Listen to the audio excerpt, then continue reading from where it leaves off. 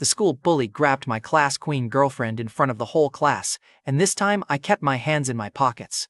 In my last life, those same hands had broken Tyler Hayes' mouth for Madison Cole, then signed away my future under a disciplinary notice before the SAT, the most important exam of my life. So, when Madison screamed my name like I was still her personal bodyguard, I smiled, turned around, and walked away. The classroom went dead quiet. Tyler Hayes still had one hand on Madison's wrist.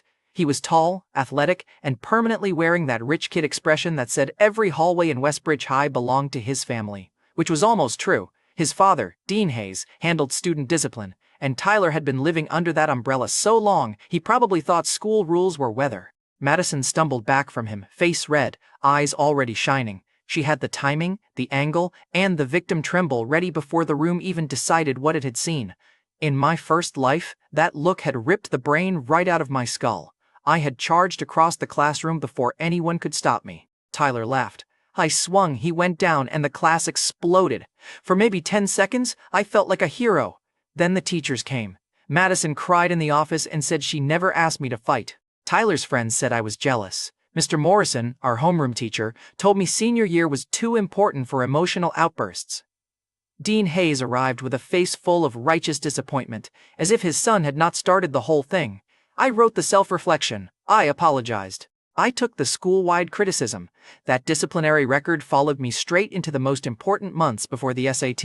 I missed opportunities I should have fought for. My head never settled again, and the exam that should have changed my life became the day I learned how expensive one stupid punch could be. The funniest part came after graduation. Madison Cole, the girl I had ruined myself defending, started dating Tyler Hayes. Then she married him. So yes, when I opened my eyes and found myself back in his classroom, watching the exact same scene happen again, I did not feel heroic. I felt awake. "Logan," Madison called after me. My classmates stared like I had just committed a crime by refusing to perform the expected one. Someone near the back whispered, "Is he seriously leaving?" Tyler's mouth twitched. He looked disappointed. That was the first reward of my second life. The guy had set out bait and the fish had checked the hook, yawned, and swum away. I made it halfway to the hallway before Madison caught up and grabbed my sleeve. "Logan, what is wrong with you?" Her voice shook, just loud enough for the classroom to hear. "You saw what he did to me." I looked down at her hand on my sleeve. In my last life, I would have heard pain in her voice. This time, all I heard was direction. "Stand here, get angry, hit him, take the blame." "I saw," I said. Madison's eyes widened. "Then why did you walk away?" "Because my legs work." A few people in the doorway sucked in breath. One boy made a sound that was almost a laugh, then swallowed it when Madison turned her wet eyes on him. She pulled me farther into the hall, lowering her voice. "Are you mad at me? Is that it? I know Tyler was being disgusting, but if you just leave like that, everyone will think you are scared." Under the tremble, the priority was obvious. Image. "Everyone?" I asked. Madison bit her lip. "I mean, you are my boyfriend." That word landed softer than it should have. In the old life, I had lived on crumbs from that word. A smile in the corridor. A late-night message, a casual, "You understand me better than anyone." Enough sugar to keep a fool walking into fire. I slipped my sleeve out of her fingers. "Funny," I said. "When trouble shows up, I am your boyfriend. When the teacher asks who started it, I become some random guy with anger issues." Her face stiffened. "That is not fair," she whispered. "You are right. Fairness left the room when Tyler touched you and somehow I became the one everyone was waiting to punish." Madison blinked fast, tears gathering again. "She was good. I had to give her that. If crying had an entrance exam, she would have gone straight to a top university." "I did not ask him to do that," she said. "I know." Relief flashed across her face. Then I added, "And I did not ask to be your shield." Her hand froze in midair. Behind us, Tyler leaned against the classroom door like he owned the building. "Wow," he drawled. "Cole, your boyfriend is kind of useless." The old me would have turned around. The current me looked at him once and smiled. "Tyler, if you need attention that badly, raise your hand in class. It is free." The hallway cracked. A few students laughed before fear caught up with them. Tyler's face darkened. Madison's tears stopped for half a second, which told me more than the tears ever had. Before Tyler could answer, Mr. Morrison's voice cut down the hall. "Logan Miller, Madison Cole, Tyler Hayes, office, now." The school machine had woken up. Inside the teacher's office, the air smelled like old tea, chalk dust, and adult certainty. Mr. Morrison sat behind his desk with his fingers pressed together. Madison stood to one side, eyes lowered. Tyler leaned near the window, already bored. I stood in the middle like the answer key had been filled in before I arrived. Mr. Morrison sighed. Logan, senior year is a critical period. You have always had good grades. Why are you causing trouble now? I almost admired the speed. We had skipped investigation and gone straight to disappointment. Teacher, I said, what trouble did I cause? Mr. Morrison frowned. Do not play word games. Tyler says you provoked him. Madison says there was a misunderstanding. The whole class saw you arguing in the hallway. The whole class also saw Tyler grab Madison. Tyler clicked his tongue. I was joking. Great, I said. Then I am laughing on the inside.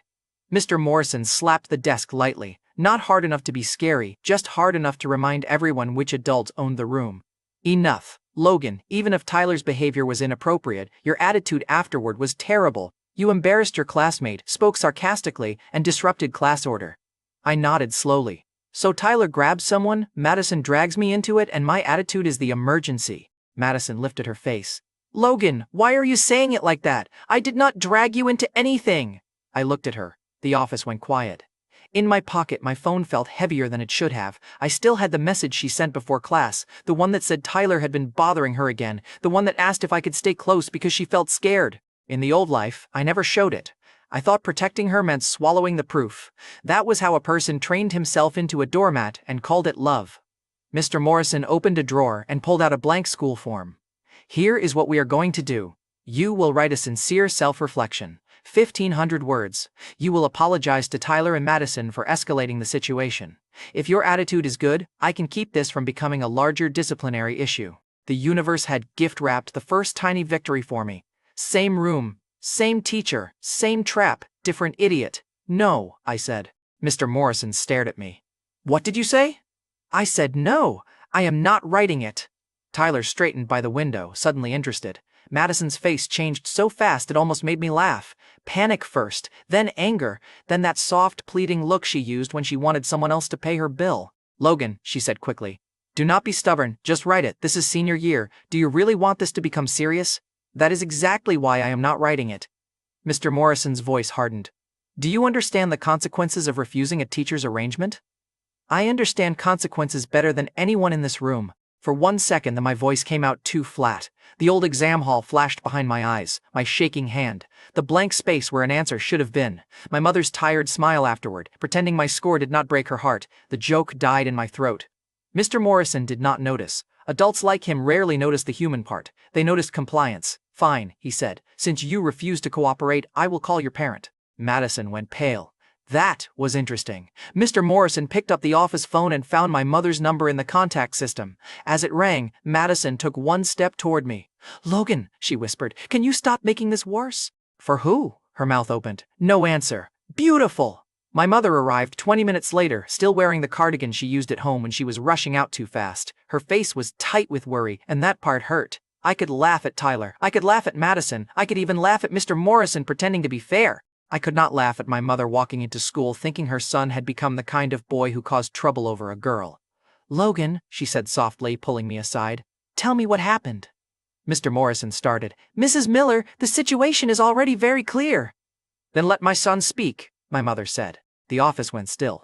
My mother was not loud. That was what made it work. I took out my phone, opened the chat, and handed it to her. Madison messaged me before class. She said Tyler was bothering her. She said she was scared. In my last, I stopped myself. I thought she wanted help.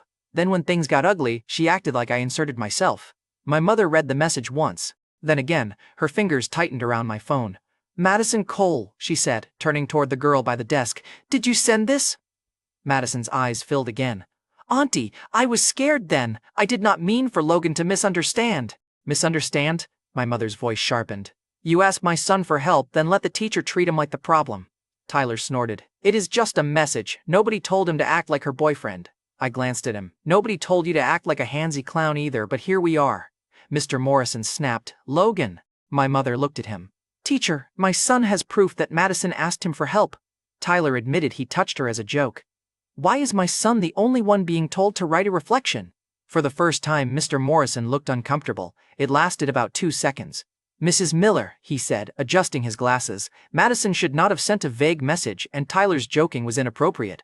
I will speak to them separately. But setting aside those facts, Logan's attitude is still the biggest issue right now.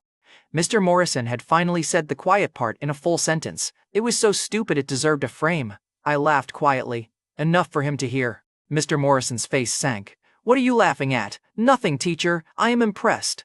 Impressed? Yes. Setting aside the facts, could I also be the emperor? If we are putting reality on vacation, I want a better title. My mother's eyes flicked toward me, warning me to stop before my mouth filed its own disciplinary notice. But Mr. Morrison's face turning purple did heal something small inside me. You are mocking your teacher now? He demanded. No, I am asking why the facts only become optional when they help me. The office door opened before he could answer. Dean Hayes stepped in with a folder under his arm and Tyler's same jawline on his face. If anyone ever needed proof that school politics could be hereditary, there it was. He did not look at Tyler first, he looked at me. Logan Miller, he said. I heard you refused to write a self-reflection and insulted your homeroom teacher.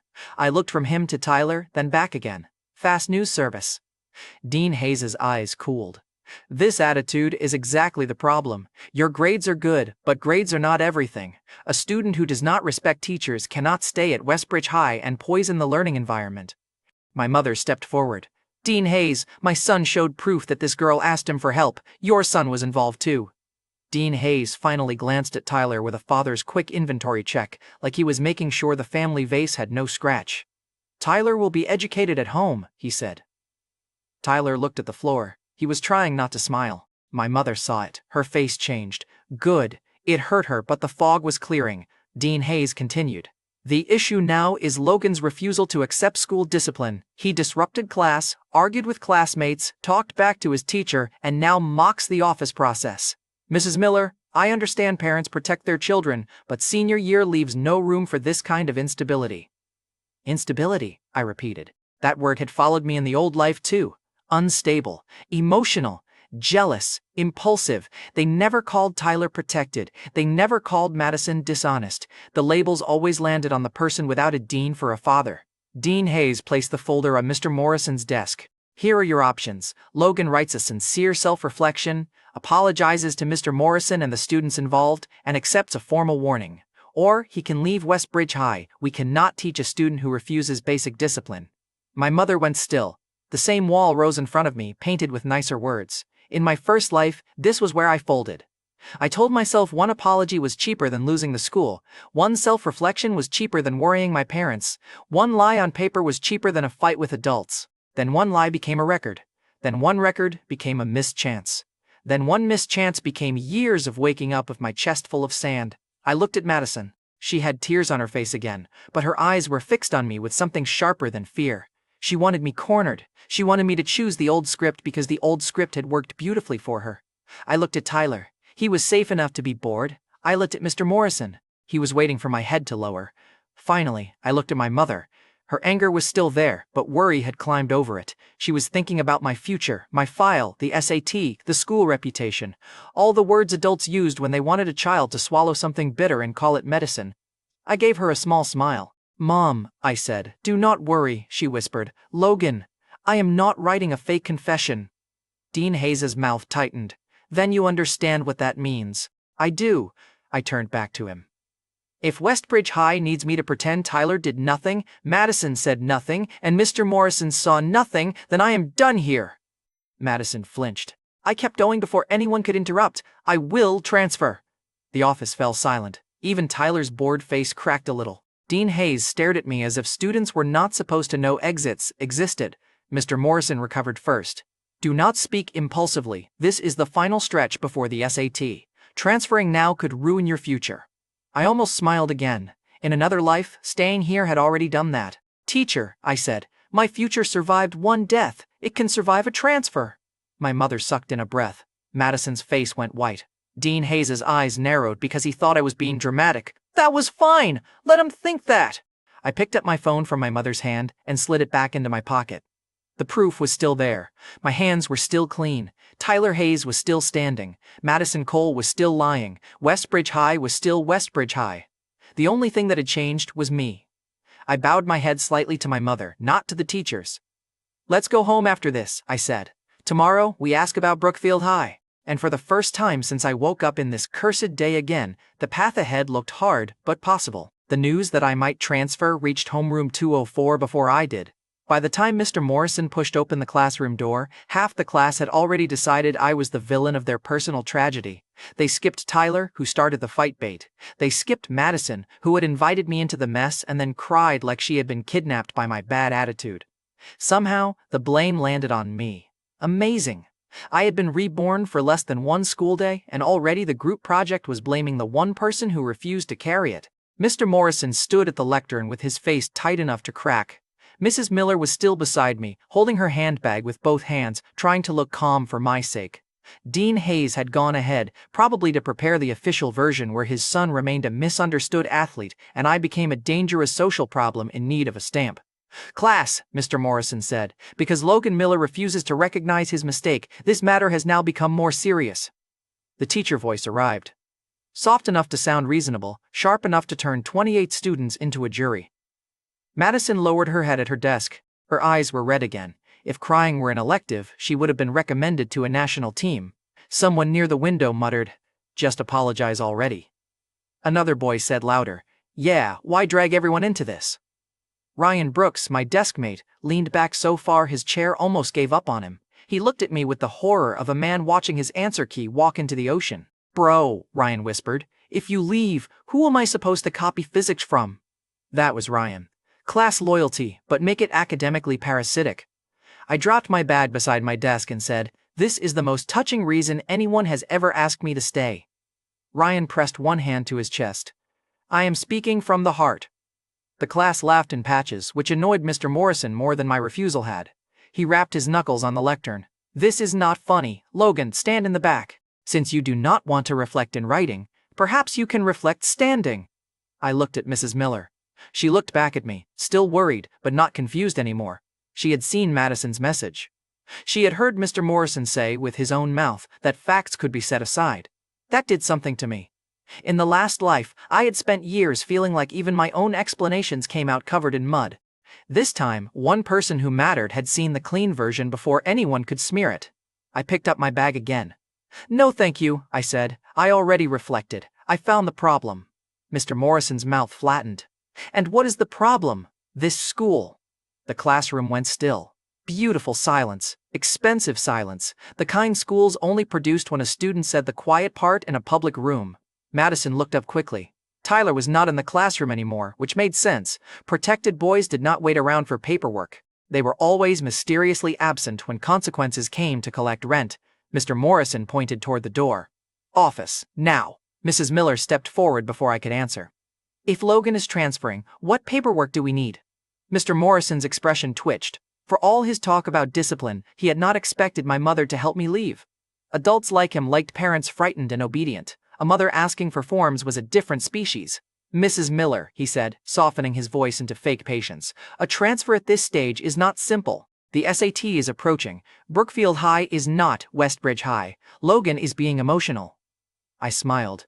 "Teacher, if you say for your own good, I might start charging tuition." Ryan made a strangled sound behind me.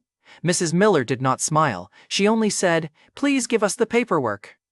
Mr. Morrison held that look for 3 seconds, probably searching for the version of this scene where he still controlled us. Then he opened a drawer, pulled out a transfer and withdrawal packet, and slapped it on the desk. "You will need signatures from me, the great office, Dean Hayes, and Principal Bennett. Since Logan insists on destroying his own future, the school will not stop him." "Good," I said. "I hate when people stand in front of destruction. It blocks the lighting." "Logan," my mother said, because she was still my mother, and even righteous rebellion had a volume limit. I took the forms. The first signature was Mr. Morrison's. He uncapped his pen, then paused, letting the nib hover over the paper. "Last chance, write the self-reflection. Apologize to Madison and Tyler. I can still persuade Dean Hayes to treat this as a misunderstanding." Madison made a tiny sound from her desk, a perfect little broken note. In the last life, that sound would have dragged me like a hook through the ribs. I would have started apologizing before I knew what crime I was admitting to. This time, I saw the hook. That made it less romantic. "I have a trade," I said. Mr. Morrison narrowed his eyes. "What trade?" "If you apologize to my mother for accusing me without checking the message, I might consider staying long enough to win the Physics Olympiad slot for homeroom 204. Ms. Parker, the physics teacher, had walked in during that last sentence. She stopped near the door with a stack of papers under her arm, eyes moving from my face to the form. For a second, she looked honestly startled. That was the first teacher face all day that did not make me want to ask where they kept the school blindfolds. "Logan," Ms. Parker said, You are transferring? Trying to. But the Olympiad recommendation list is due soon. Your scores are... She stopped, maybe realizing the room did not need another adult accidentally confessing what Westbridge High was about to lose. Mr. Morrison heard it anyway. His hand tightened around the pen. I turned back to him. One apology. Very simple. You can say, Mrs. Miller, I set aside facts, and that was embarrassing for me as an educator. I can even accept a shorter version. The class made another low noise. Mr. Morrison signed so hard the paper dented. There, he said. Since you are determined to go, go. Early payoff, stamped in black ink. He thought he was dismissing me. He had just made my exit official. I took the form from his hand. Thank you, teacher. I knew we could solve this peacefully. Ms. Parker followed us into the hallway and tried to slow the fall with one reasonable sentence. Logan, transferring this close to exams is risky. If this is only anger, wait one day. Reasonable advice. Terrible timing. If this were only anger, I would, I said. But Mr. Morrison asked me to sign a lie. Dean Hayes threatened my file because his son was involved. If I stay, I am not studying under teachers. I am negotiating with people who can change facts when facts make them uncomfortable. Ms. Parker looked at the form, then toward the classroom door. Dean Hayes' son! I said nothing. She understood anyway. Brookfield High has good teachers too, she said quietly. Keep your physics stable. And do not waste your talent just to prove a point.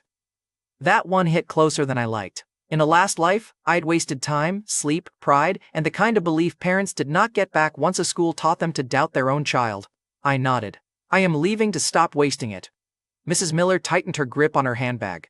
Then we finished the forms.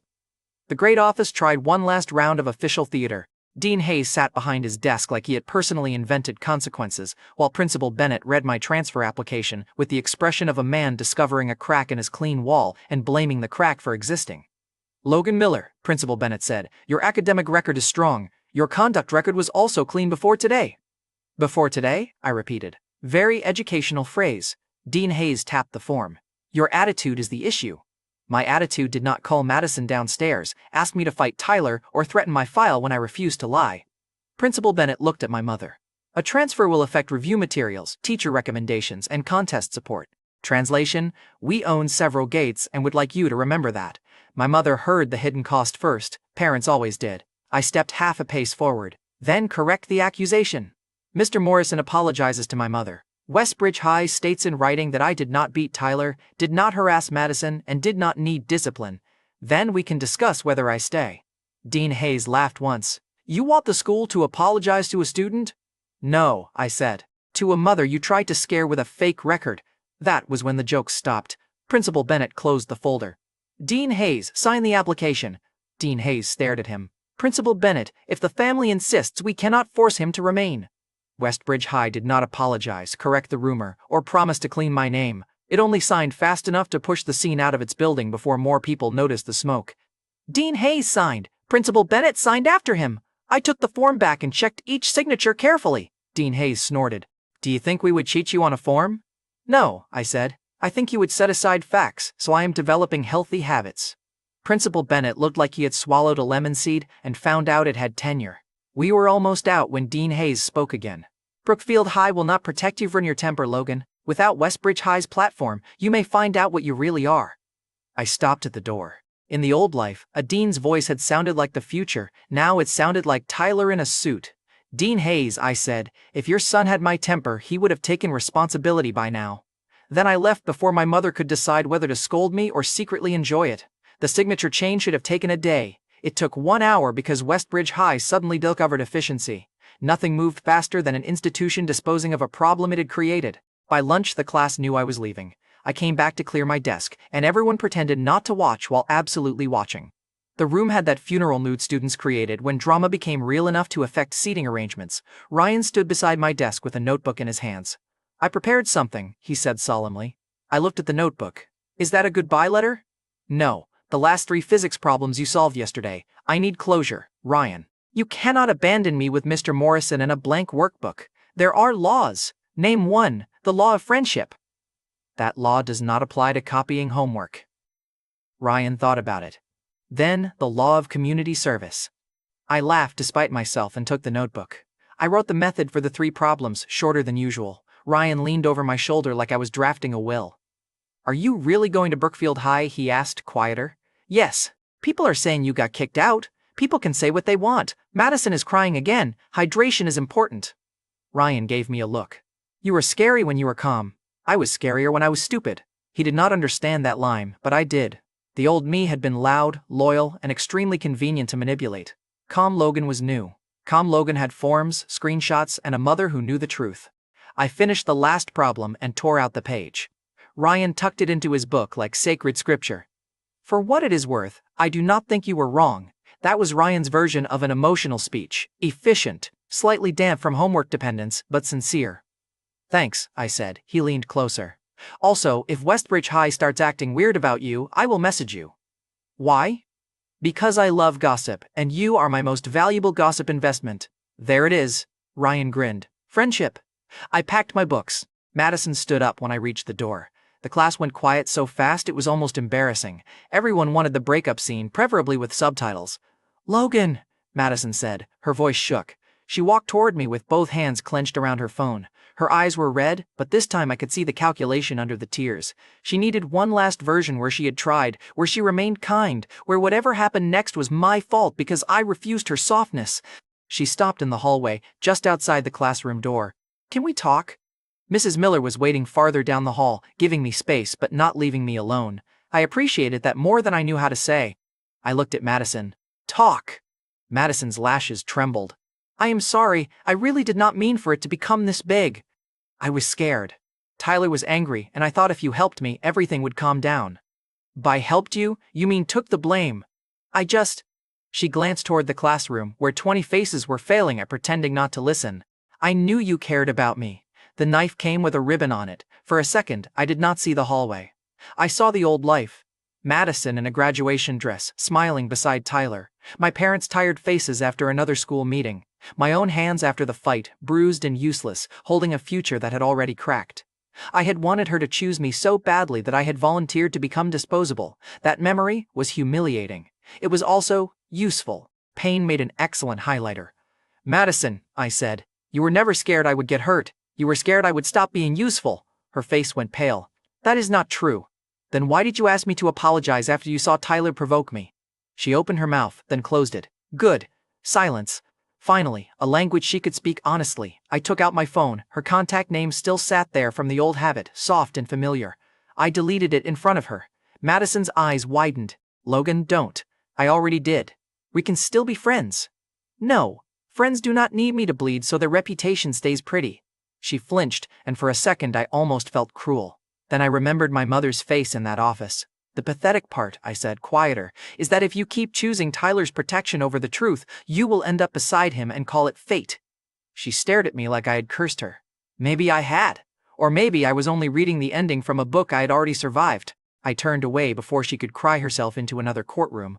Behind me, Ryan whispered, that was brutal. I did not look back. Write it down. It might be on the exam. The last thing I did before leaving Westbridge High was return my borrowed classroom key to Mr. Morrison's desk. He was in the office, pretending to grade papers. He did not look up. You will regret this, he said. Probably, I said. I regret lots of things. That is why I am improving. He finally lifted his eyes. Brookfield High will not turn you into a hero. I do not need a school to turn me into anything. That line sounded arrogant even to me, but sometimes arrogance was just confidence said, near people who preferred you smaller.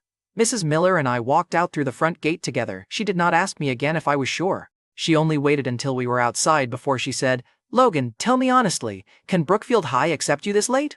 Yes. How? They have empty seats, my grades are good, and Westbridge High just signed the forms quickly enough to make themselves look suspicious. She gave me a tired look. That is not a complete plan. It is a very handsome outline. Logan? So I stopped joking. Mom, I know I scared you today. I know transferring now is risky, but staying there is riskier, If I sign a false confession once, every adult in that building learns I can be pushed. I cannot take the SAT with my throat under their shoe. She looked away toward the school gate. For a while she said nothing. Then she nodded. Then we go to Brookfield High. That was the moment Westbridge High truly lost. My mother chose my truth over their reputation. The transfer paperwork took the rest of the afternoon. Brookfield High was not glamorous. The building was older, the gate paint was chipped, and the campus did not have Westbridge High's clean demonstration school shine. I liked it immediately. Places that looked perfect had started making me nervous. That evening, after dinner, I opened my laptop and logged into the forum for Exit Pass. The story had been my secret side life for months. A ridiculous one, if you asked most teachers. A student writing serialized fiction before the SAT? Criminal behavior. Clearly, the next step was stealing chalk and forming a gang. But the comments were real. When I posted a short hiatus note, the replies came faster than I expected. One reader wrote that if the author vanished before the next chapter, they would personally fail all their mock exams in protest. Another asked whether I had been kidnapped by homework. A third wrote, "Author, do simple things repeatedly. Update, eat, sleep. Update." I stared at that one for a long time. Do simple things repeatedly. In the last life, I had made everything complicated. Love, loyalty, rage, pride. I had treated every insult like a fire and every tear like an emergency siren. This time, the simple things mattered. Do not fight Tyler. Do not sign lies. Do not let Madison hold the steering wheel. Study, write, protect my parents, find Emma before the world buried her under other people's noise. I typed one line under the hiatus notice. The author is transferring schools. Updates will resume when the author survives the seating chart. The comments exploded. Ryan messaged me 10 seconds later. Ryan Brooks messaged, "Author? Wait, are you saying you were the author?" I stared at the screen. I messaged, "Ryan, you were supposed to admire the sentence structure." Ryan Brooks messaged, "Bro." I messaged, "Keep this quiet." Ryan Brooks messaged, "Define quiet." I messaged, "The opposite of you." Ryan Brooks messaged, "Hurtful, accurate, fine." I closed the laptop smiling. The next morning, Mrs. Miller adjusted my collar at the door like I was 6 years old and heading to school with a lunchbox. I let her. Some humiliations were love in a cheap disguise. Brookfield High's homeroom teacher, Ms. Anderson, met us near the office.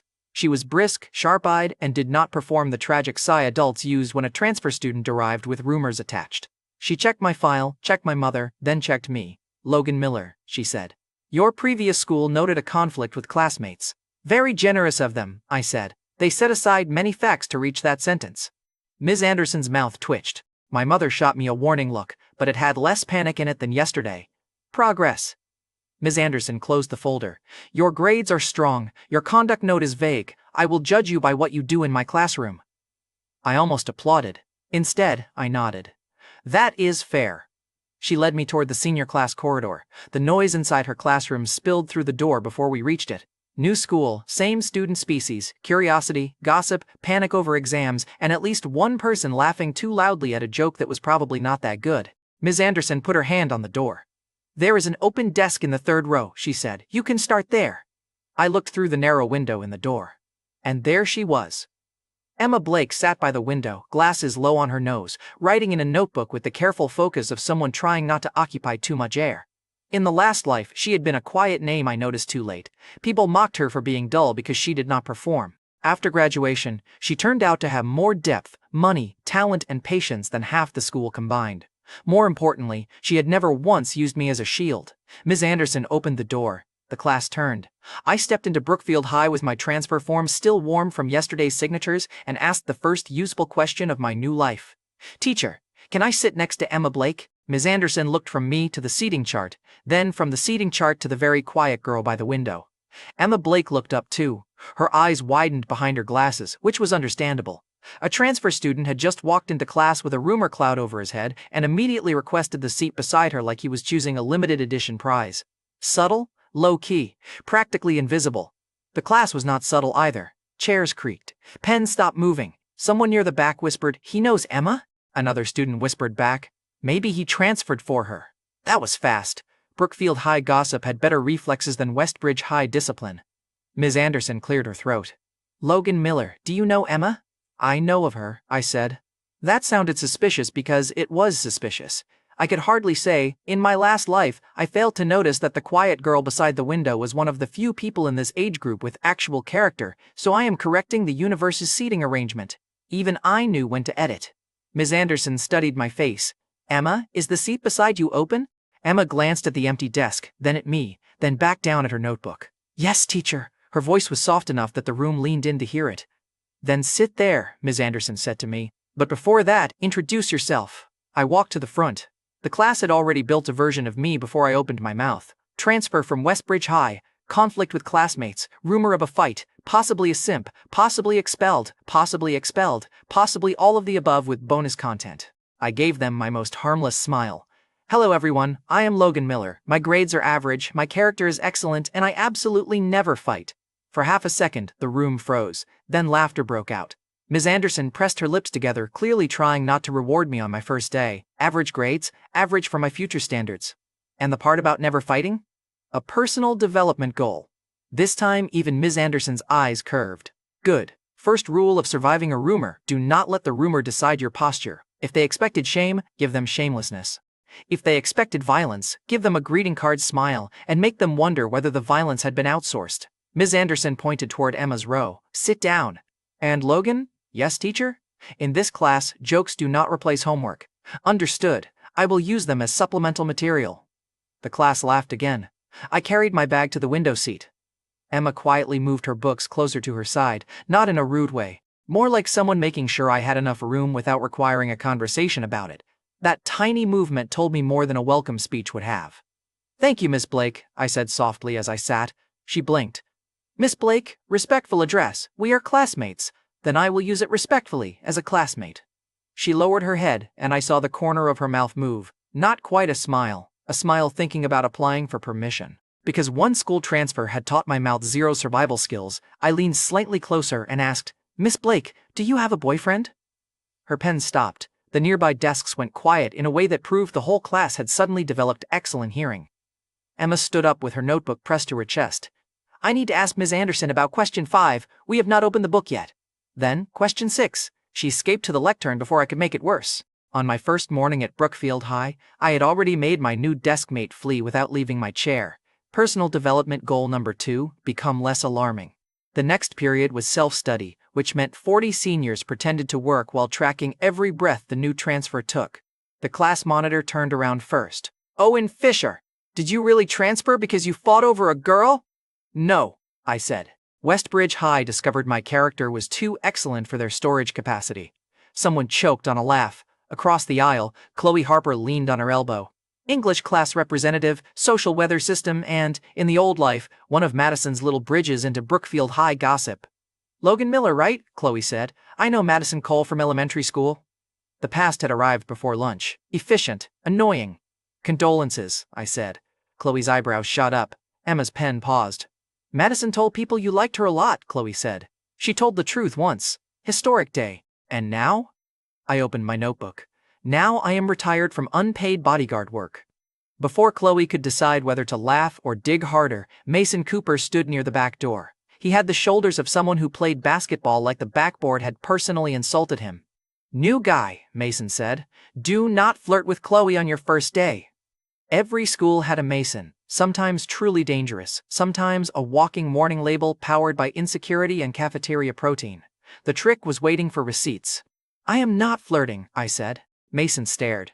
I pointed at my notebook. I am networking. The class exploded. Chloe laughed loudest, which did nothing helpful for Mason's blood pressure. Emma leaned slightly toward me and whispered, Mason might actually hit people. The humor stopped where it needed to. She was not controlling the scene. She was warning me because she thought I might not understand the room yet. I lowered my voice. Then I will not hit back first. That is not very comforting. It is legally thoughtful.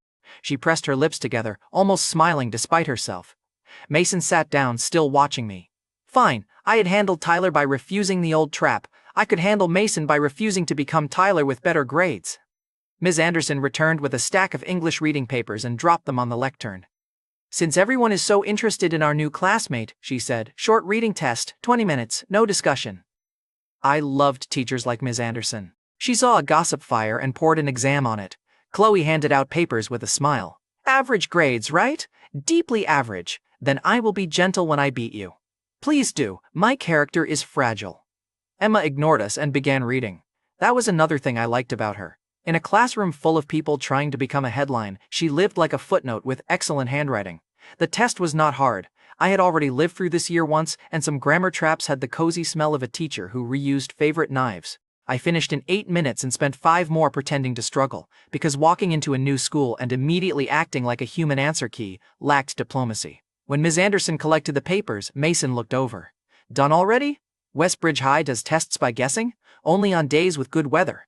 Careful. Brookfield High is not your old school. I noticed. The teachers here read evidence. Ms. Anderson looked up. Logan. Sorry, teacher. Supplemental material. Less supplemental, more quiet. I shut up, mostly. During the break, Ms. Anderson marked fast. Chloe waited near the lectern, badly pretending not to care. Mason sharpened a pencil with hostile commitment. Emma reviewed her answers with one finger on the page. Chloe, 2 wrong, Ms. Anderson said. Good. Emma, 3 wrong. Much better on inference. Then she picked up my paper. Her pen slowed. That was the kind of silence students could smell. Logan. Yes, teacher. How many questions did you think you missed? Quite a few. Ms. Anderson held up the paper. 1. The room snapped toward me. Chloe's smile froze. Mason made a sound that might have been a cough if coughs had enemies. I looked genuinely regretful because I was enjoying myself. Anything less than perfect is failure. The class erupted. Ms. Anderson put my paper on the desk. 98, highest in the class today. Average for future standards, I reminded her. 1 more sentence and I will average your mouth with the hallway. Understood. Emma looked at the paper for one careful second. You are good at English. Her tone was not flattery, it was observation, clean and direct. A little, I said. You said average. I have a flexible relationship with humility. This time she smiled properly. Small, quick, gone almost before I could prove it had existed. That tiny smile gave me a stronger hit than the 98. I was reborn, not made of concrete. By lunch, the rumor had upgraded itself. I was no longer only the Westbridge High transfer who fought over Madison Cole. I was the transfer who denied the fight, insulted Madison's friendship value, irritated Mason, and scored 98 while calling it failure. Messy brand. Real motion. Emma's friend Grace came over with her lunchbox. Emma, everyone is talking about him. Emma looked at me, then back to her. He is sitting here. I know. That is why I lowered my voice. You did not lower it very much, I said. Grace smiled. Then pretend I did. Chloe joined us before the conversation could become peaceful. Logan, do you read Exit Pass? My hand paused over my lunch. The title had followed me through the school gate faster than expected. The author posted a hiatus note last night, Chloe said. Said he transferred schools. Several heads turned. Ryan, wherever he was at Westbridge High, had either kept quiet or defined quiet in the broadest possible way known to mankind. Emma's eyes flicked toward me.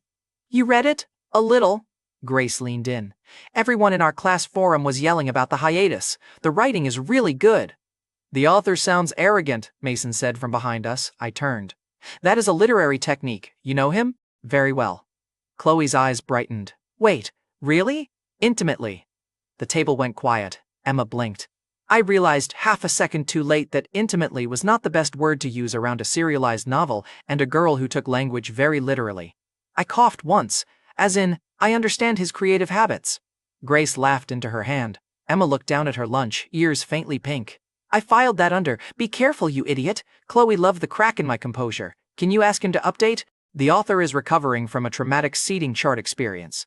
So you do know him. I know many people. I am popular in hidden places, Mason said. Sounds fake. Your skepticism is valuable to the community. Ms. Anderson walked past with her lunch tray and said without slowing down, Logan, if I hear you starting a cult on your first day, I will separate the seating chart. I put one hand over my heart. Teacher, I am promoting literature. Promote it quietly. Yes, teacher. Emma's shoulders shook once. A silent laugh. That was a better review than the forum. The afternoon Chinese period belonged to Mr. Whitman.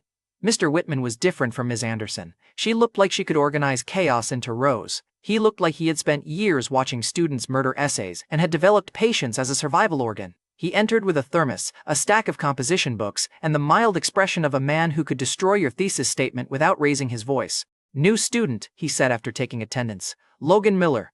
I stood. Here, sit. I have seen your file. Strong overall, but Chinese scores from Westbridge High are inconsistent. That was true. In the old life, my Chinese composition had swung like a door in a storm. Sometimes brilliant, sometimes overdramatic, sometimes clearly written by a person who thought commas were emotional support. This time, I had Exit Pass, a reader base, and several months of hard-earned practice turning messy feeling into clean hooks. Mr. Whitman began class with a classical reading passage, then moved into composition structure. I listened for 10 minutes. Then my phone buzzed in my pocket with a forum notification. I should have ignored it. I did not. I kept the phone under the desk, opened a blank draft, and wrote 3 lines for the next Exit Pass chapter. Just 3. A tiny crime. Academic jaywalking. Emma noticed first. She looked at my phone, then at Mr. Whitman, then back at me. Her eyes widened in a silent warning. I slid the phone halfway under my notebook. Too late. Mr. Whitman stopped speaking. Logan Miller. The whole class turned. Again, I was beginning to suspect my low-key plan had structural weaknesses. I stood slowly. Mr. Whitman walked down the aisle and held out his hand. Phone. I gave it to him with the screen still open. In my defense, locking the screen would have looked guiltier. Also in my defense, I had terrible instincts around writing drafts. Mr. Whitman read the 3 lines. His expression changed. Not angry, interested. That was more dangerous. You wrote this? He asked. Yes, teacher. During my class. Also yes, I believe in full confession when the evidence is glowing. The class laughed, but softly. Mr. Whitman did not. He turned the phone face down before the nearest row could lean in. Hallway, he said. I followed him outside. The door closed behind us, cutting off the classroom buzz. Mr. Whitman held my phone between 2 fingers and scrolled just far enough to reach the draft folder header. Exit pass. His eyes lifted to mine. This is yours? Yes. Can you prove it? I took the phone, opened the author dashboard and showed him the back end. Drafts, comments, posting history, all of it. Mr. Whitman's sternness shifted into something like reluctant delight. Your pacing is good, he said. Thank you. Your chapter endings are shameless. Also thank you. Your punctuation occasionally commits crimes. That one felt less like a compliment. He handed the phone back. You are talented, Logan. That does not give you permission to write during class. Understood. And talent in serialized fiction does not automatically mean your exam composition will rank first. I knew where this was going. Teachers loved turning compliments into homework. It was their natural hunting pattern. Mr. Whitman continued, there is a 4-school joint mock exam coming. Westbridge High, Brookfield High, Northgate High, and Fairview Prep. If you can rank first in Chinese for Brookfield High, I will allow you to use spare class time for writing after you complete assigned work. If you cannot, your phone stays with me during Chinese period. Only Brookfield High first? His eyebrow rose. Are you negotiating upward? I am clarifying the size of my cage. Fine, rank first in Chinese across the 4 schools. That was supposed to scare me. It did, a little. The challenge was possible, but public challenges had a way of attracting public failure. In the last life, I had made my future smaller every time I acted on emotion. This risk was connected to skill, not a trap connected to pride. I could accept that. Deal, I said. Mr. Whitman studied me. You are confident. No, teacher. I am trying to do simple things repeatedly. He smiled at that, quick and approving. Then start with putting your phone away. Simple, painful, educational.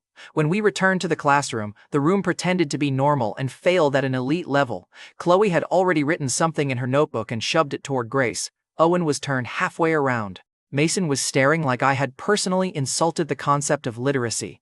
As I passed Chloe's desk, she slid one folded scrap of paper toward the edge. Exit pass? I tucked the scrap under my Chinese textbook without answering.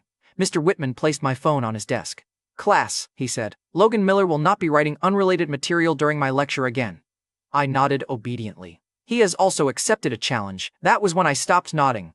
Mr. Whitman looked at me with teacherly innocence. Betrayal but educational. On the 4-school joint mock exam, Logan will aim for first place in Chinese across all participating schools.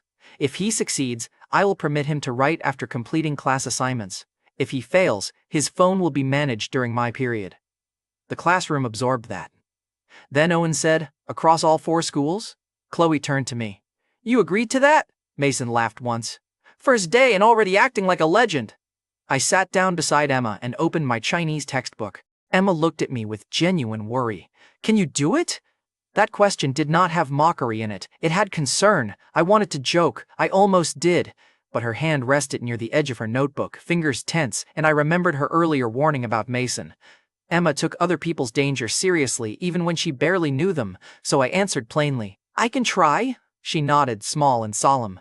Then, good luck. Thank you, Miss Blake. She glanced down. You still call me that, respectfully. It sounds strange. I can stop if you dislike it. She thought about it for a second. I did not say I dislike it.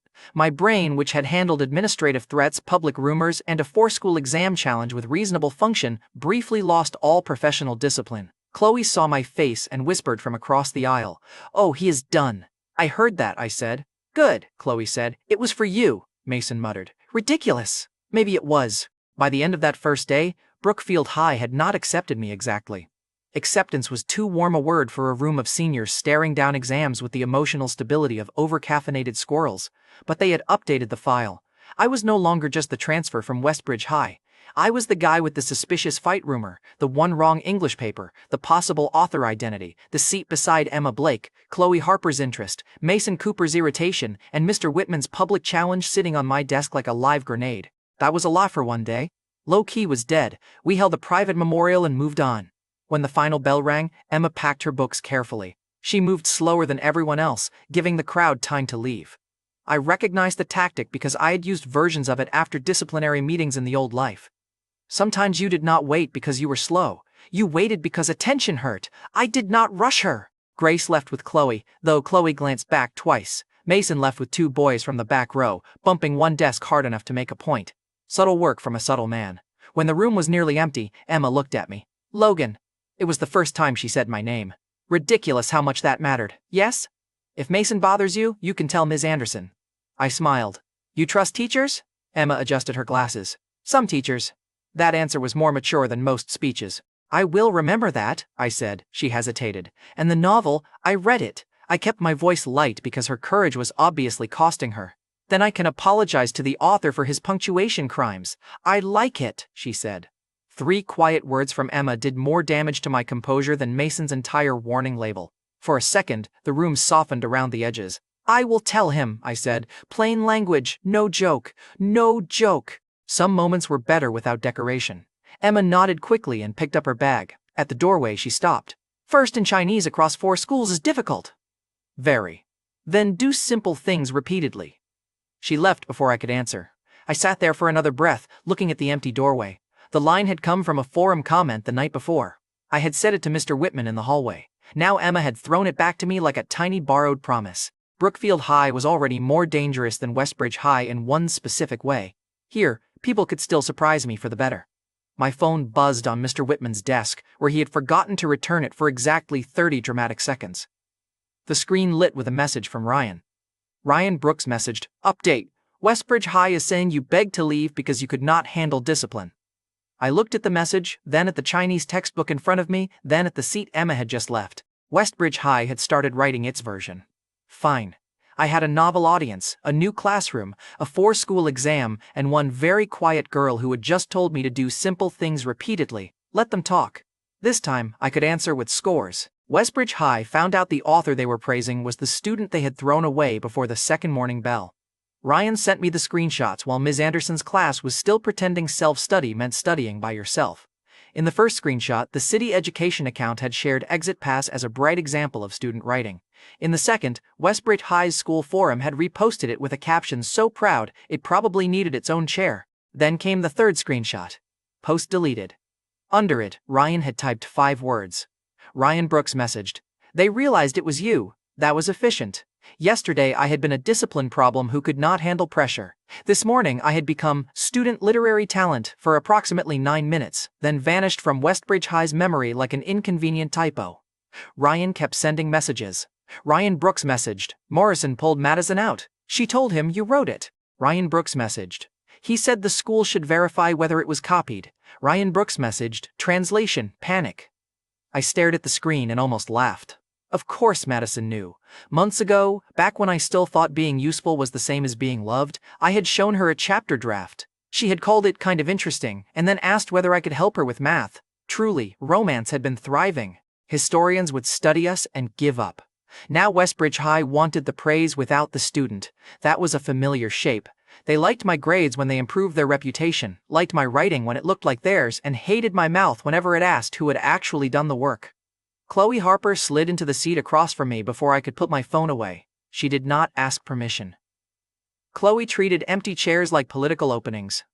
Exit pass? She said softly. She had written the same question on a scrap of paper after Mr. Whitman caught my phone. Now she said it out loud with her eyes bright and dangerous. Emma, beside me, paused over her notebook. That pause settled the decision. I could let Chloe corner me first. I could let Westbridge High delete, rename, or twist the story before I chose who heard the truth. Or I could do one simple thing before the room did what rooms always did. I looked at Chloe. After second period. That sounds like a yes? That sounds like after second period. Chloe smiled. You are very annoying. Strong review, please post it under my novel. Emma's pen moved again, but slower. That was my warning. If I let Emma hear the truth from Chloe, I would become the exact kind of person I disliked, someone who used silence because it was convenient. After second period, I asked Emma to walk with me to the stairwell near the music room. It was quiet there, mostly because seniors avoided stairs whenever exams had already climbed on their backs. Emma held her notebook against her chest. Is this about the novel? Yes. She looked down. Then you know the author? I am the author. Her fingers tightened on the notebook. I opened my phone and showed her the dashboard, drafts, comments, posting history, the whole embarrassing backstage where my chapter titles went to fight for their lives. Emma stared at it for a long second. You said you would tell him, she said. I did. That was a cheap trick. That tiny word hurt more than a paragraph. No drama, no accusation, just a small sound of trust bumping into a wall. I put the phone away. I should have told you before I joked around it. She looked at me then. Why are you telling me now? Because Chloe suspects. Westbridge High knows enough to start deleting things. If you hear it from somebody else, it turns into gossip before it turns into truth. Emma was quiet, so I gave her the part a normal person could understand and kept the rebirth where it belonged, buried behind my teeth. At Westbridge High, Madison asked me to help because Tyler was bothering her. When Tyler tried to bait me, I walked away. She lied in the office. Mr. Morrison asked me to apologize anyway, and Dean Hayes protected Tyler because Tyler is his son. They wanted me to write a self-reflection for something I did not do. Emma's face changed slowly, like she was putting the hallway rumors beside the person standing in front of her and deciding which one had evidence. So you transferred, she said. Yes. And Westbridge High is saying you could not handle discipline. Ryan just told me. Emma looked toward the stairwell window. Her voice was soft but clear. That is unfair. She gave no speech and no dramatic gasp. She simply named the correct answer. I had spent years in the old life wanting one person to say that while it still mattered. It is, I said. What will you do? I showed her the saved screenshots from Ryan. Post the deleted praise on Brookfield High's forum with my author account, timestamps, original link, deletion record, and proof that I am the author. Clean facts. Will that make Westbridge High angry? Probably. Will it make people stare at you more? Definitely. Emma adjusted her glasses. Then why tell me before posting? That question had teeth. Soft teeth, but still. I answered plainly because a joke would have been cowardice. Because you told me you liked the novel before you knew it was mine. I wanted you to know before the class started treating you like a clue. She lowered her eyes. For a second, I thought I had made it worse. Then she said, I am not good at being treated like a clue. I noticed. But I can keep a secret for a little while. Hope showed up wearing glasses and holding a notebook like a shield. Thank you, Miss Blake. She glanced up. Are you still going to call me that when everyone knows? Especially then. Her mouth moved into the smallest smile. Strange. Consistent. Mr. Whitman checked my post before I sent it, which was not my natural instinct, but showed growth in the area of not detonating school politics during lunch. He read the draft, adjusted his glasses, and said, remove the line about Westbridge High being allergic to facts. It was accurate. It was also gasoline. Educational gasoline. Logan. I removed it. The final post was boring by my personal standards, which meant it was probably responsible. I attached the education account praise, the deleted Westbridge High repost, my Exit Pass author dashboard with private data covered, and a short note, Exit Pass has transferred to Brookfield High. Thank you to readers who waded through the seating chart. The Brookfield High forum lasted 3 minutes before turning into a marketplace of yelling. Grace found out first and physically turned in her seat to stare at me. Owen Fisher whispered, No way! With the reverence of a man witnessing a rumor hatch into a dragon. Chloe leaned back with a look that said she hated being right only because she had not been first to announce it. Mason Cooper read the post from the back row and muttered, Ridiculous. That was becoming his personal brand statement. Emma did not look surprised. She kept writing, but her ears were pink. That mattered more than the forum. The early payoff came faster than Westbridge High expected. Their deleted post did not erase me. It gave me a cleaner screenshot. By lunch, Brookfield High knew 3 things. Westbridge High had lost the Exit Pass author, Westbridge High had tried to delete the evidence, and the author now sat beside the quiet girl by the window. The first 2 facts made me interesting. The third made Emma a target. It happened during PE because humiliation loved witnesses, and PE provided them in bulk. We were on the side court after a light shuttle run, which for final year students meant 10 minutes of pretending our bodies had not been replaced by exam paper. Emma came in near the back, cheeks flushed, glasses slipping slightly. Public sweating was not her natural arena, and the class treated that like a moral defect. I bought 2 bottles of water from the vending machine and placed one on her desk when we returned. Hydration, I said. Very advanced sports science. Emma took it with both hands. Thank you. Across the aisle, Paige Lawson watched the exchange and whispered loudly enough to apply for broadcasting rights. The author buys Emma water now? What is this, a flower stuck in manure? The room went thin. Chloe, standing beside Paige, made a small laugh that died halfway through. Grace looked at Emma immediately. Emma froze with the bottle cap half open. That was where humor stopped. I could take gossip about me. I had been called a simp, problem student, fake author, and several phrases Ryan would have charged admission to repeat. But Emma had not asked for any of this. She had warned me about Mason. She had trusted me with a secret. She had done nothing except sit beside me and accept water. I stood. Paige's smile faded. Say it again, I said. She swallowed. I was joking. Then write the joke down. I want to see whether it gets funnier when you have to sign your name. Chloe stepped forward. Logan, she did not mean it like that. You laughed. Chloe's face changed. Both of you, I said. One apology note to Emma before evening self-study. Handwritten. Spare us the performance and the cute excuses. If you can turn her into class entertainment, you can use the same literacy skills to fix it. Paige went red. Who are you to order us? The person who will take this to Ms. Anderson with the exact sentence and the witnesses if you prefer adult supervision. Emma whispered, Logan.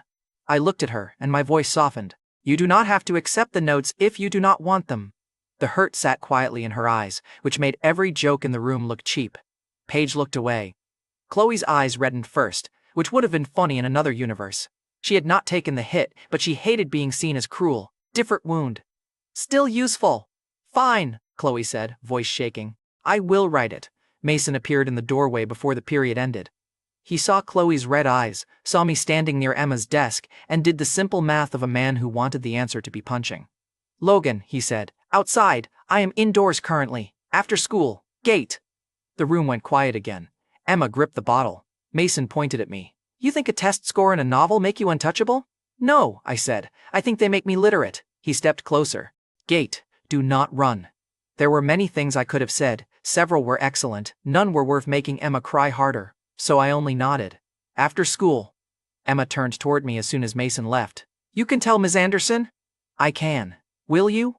I looked at the doorway where Mason had been. The obvious solution was a teacher report. In a clean world, that would be enough. In our world, it would turn into 3 new rumors before dinner. Emma made Logan complain. Chloe cried because of Emma. Mason was only protecting a classmate. The school would warn him, he would wait off campus, and Emma would become the center of a story she never asked to star in. If I report it now, your name becomes part of it, I said. I do not want that. Then what will you do? Keep my hands clean. She did not look comforted. Fair. That sentence sounded better after results. I texted Ryan during the next break. I messaged, does your cousin still do adult security for school events? Ryan Brooks messaged, depends who is asking, a paying customer or a tragic abandoned physics tutor? I messaged, both. Ryan Brooks messaged, what happened? I messaged, Mason is bringing people to Brookfield High gate. Ryan Brooks messaged, how many? I messaged, I am hoping 15 to 20. For dignity. Ryan Brooks messaged, you are emotionally unwell. I messaged, can your cousin bring witnesses, cameras, and adults who look expensive to annoy? Ryan Brooks messaged, yes, he says no fighting. I messaged, perfect. Fighting is for people who hate their exam records. The only problem was cash. My money was at home, and Ryan's cousin wanted a call-out fee because adults did not assemble in vans for the honor of my character development. I sat down beside Emma before evening self-study. I need to ask an uncomfortable favor, I said. She looked up immediately. How much? You did not even ask what for. You would not spend embarrassed for homework. That was unfairly accurate. I explained the backup plan. Adult witnesses, no fighting, no touching, no heroic nonsense. Ryan's cousin would bring enough people to make Mason's outside boys rethink their extracurricular program. I needed a small cash loan until I could repay it the next day. Emma listened with both hands folded over her notebook. Will anyone get hurt? She asked. No. Will you hit Mason? No. Will this make him angrier? Briefly. She frowned. And after briefly? Embarrassed. Embarrassment is more educational. Emma opened her bag and took out her wallet. Before she handed me the money, I opened my notes app and wrote a debt record with the amount, purpose, and repayment date. Then I turned the screen to her. Her eyes moved over it. You do not need to write it. I do. Why? Because your money is not magic. It is trust with numbers attached. She stared at me for a second. Then she handed me the bills. Then, repay on time, she said. Yes, Miss Blake. The gate after school looked exactly like a gate after school. Students pouring out, bikes ringing, parents waiting, snack vendors doing better business than most teachers' motivational speeches. Mason waited across the street with 6 boys I did not know.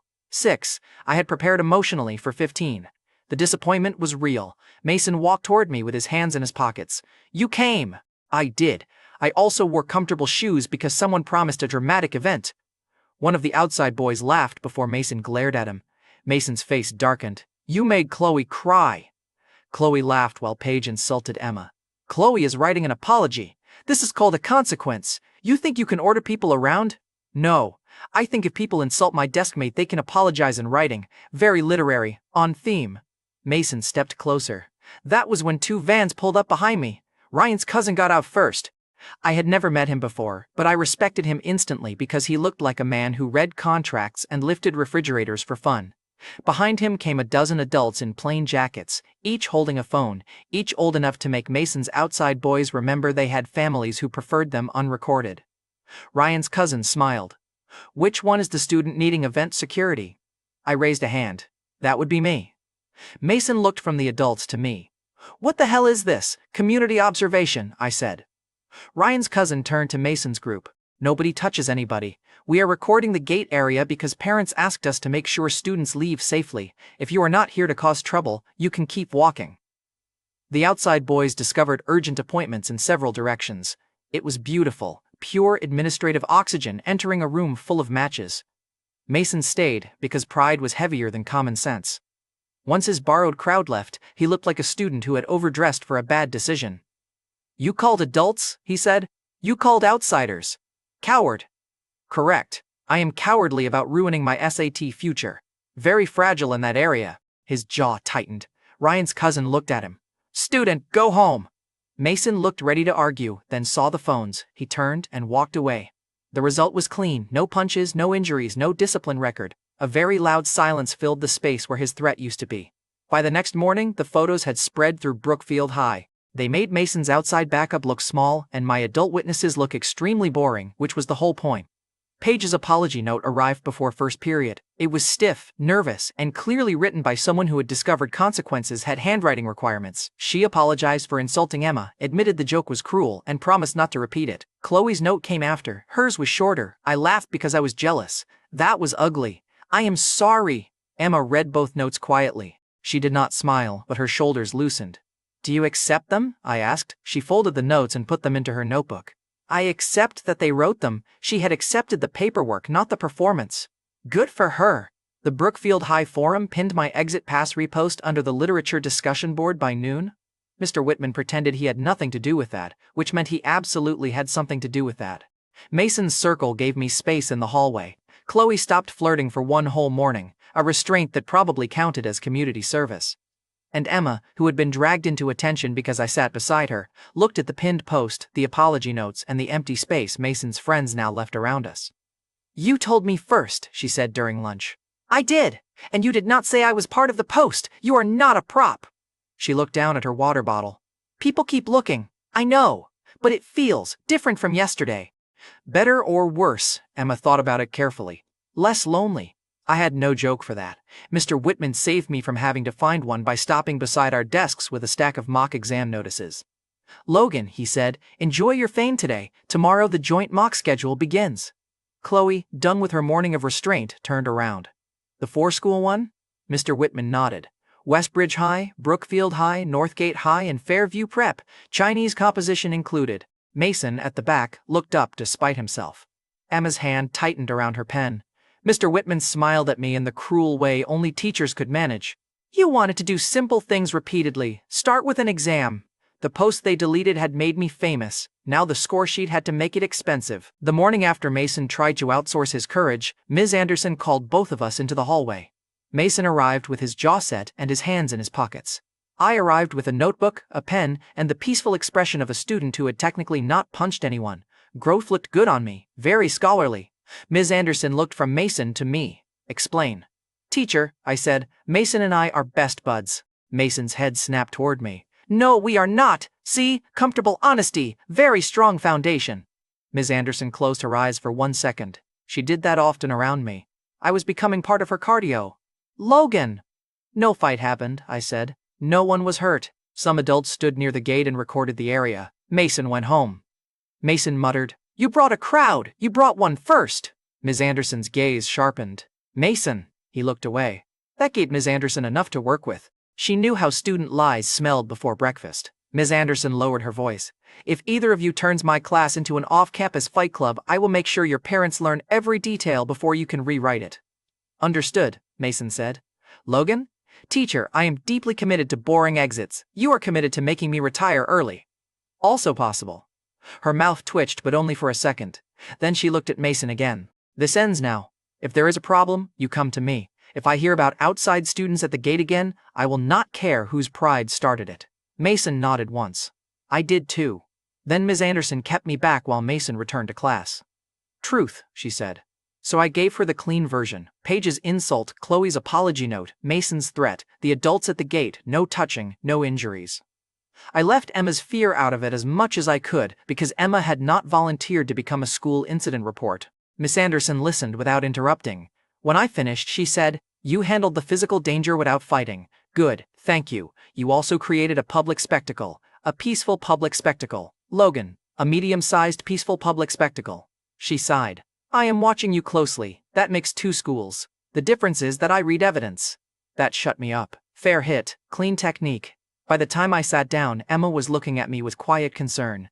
"Best buds," she whispered. "Working title?" Mason heard from the back and made a sound like he had swallowed a staple. The first reward of the day was small, but satisfying. Mason did not threaten me, Chloe did not perform, and Paige looked at Emma's desk like the apology note might explode if she insulted it again. Then Westbridge High got involved. Ryan messaged me during the break between English and math. Ryan Brooks messaged, "Morrison bought me breakfast." I messaged, "Was it poisoned?" Ryan Brooks messaged, "Spiritually, yes." Ryan Brooks messaged, "Spiritually, yes." Ryan Brooks messaged, "Also he gave me $60. I stared at the message. I messaged Ryan. Ryan Brooks messaged, "Before you judge, I accepted it for evidence preservation and snack justice." I messaged, "What did he want?" Ryan Brooks messaged, "He wants me to tell you, Westbridge High can clarify your discipline note if you stop posting about the deleted exit pass thing and let the school say the novel was developed while you were here." Ryan Brooks messaged, "Also Madison is supposed to message you. I think she is the emotional packaging." Right on schedule, a friend request appeared from Madison Cole. Her message preview floated on the screen. Madison Cole messaged, "Logan, can we talk? Mr. Morrison said this is important for both schools. I do not want things to get worse." There she was, still trying to put perfume on a threat. I did not accept the friend request. I screenshotted it. I messaged, "Ryan, did you keep the money?" Ryan Brooks messaged, "Obviously. I am corrupt, not wasteful." I messaged, "Send photos of the envelope and the message." Ryan Brooks messaged, "Already did. Friendship includes file management." The screenshots arrived clean. Morrison's office desk, a folded envelope, Ryan's thumb in frame because, of course, Ryan's thumb wanted credit, and Morrison's message telling him to help guide Logan back to a cooperative attitude. $60. That was the price of Westbridge High's dignity in the morning market. I sent the files to my private folder and forced myself not to detonate them before lunch. Evidence did not expire if stored properly. My mock exam unfortunately did. Good teacher. Annoying, correct. The joint mock began the next day. 4 schools, shared papers, swapped proctors, and enough nervous energy to power the city lights if anyone could wire teenage dread safely. The moment I saw the answer sheet, the jokes thinned out. In the old life, exams had become a punishment chamber after the fight. I remembered sitting with a warning on my record, teachers treating me like a risk, my parents pretending not to worry at dinner, and my own brain refusing to stay still long enough to solve questions I knew how to solve. That memory did not vanish just because I had better lines now. The paper smelled like ink and cheap printing glue. My fingers rested on the desk. Clean hands, clean record, new school. Do simple things repeatedly. Read the question, find the trap, write the answer. The first subject passed without drama, which was exactly how exams should pass if adults would stop making teenagers perform emotional circus tricks around them. Then came Chinese. Before we entered the exam room, Grace whispered that everyone was panicking about composition themes. Chloe had 3 example essays memorized and the expression of someone who would personally sue the paper if none appeared. Emma had her outline notebook open, neat and quiet. I looked over the corridor crowd and lowered my voice. Review environmental governance, youth responsibility, and community rules, I said. Owen Fisher blinked. Why those? Because if the paper asks about celebrity gossip, we are all doomed anyway. Chloe narrowed her eyes. Is this author instinct? No, it is student survival instinct. Emma looked at her notebook, then calmly added 2 lines under a heading. You believe him? Chloe asked her. Emma did not look up. He is often strange, not usually random. That might have been the best review of my personality so far. The Chinese paper landed close enough to make the corridor whisper come back like a debt collector. The composition prompt asked about young people, public responsibility, and building a livable community.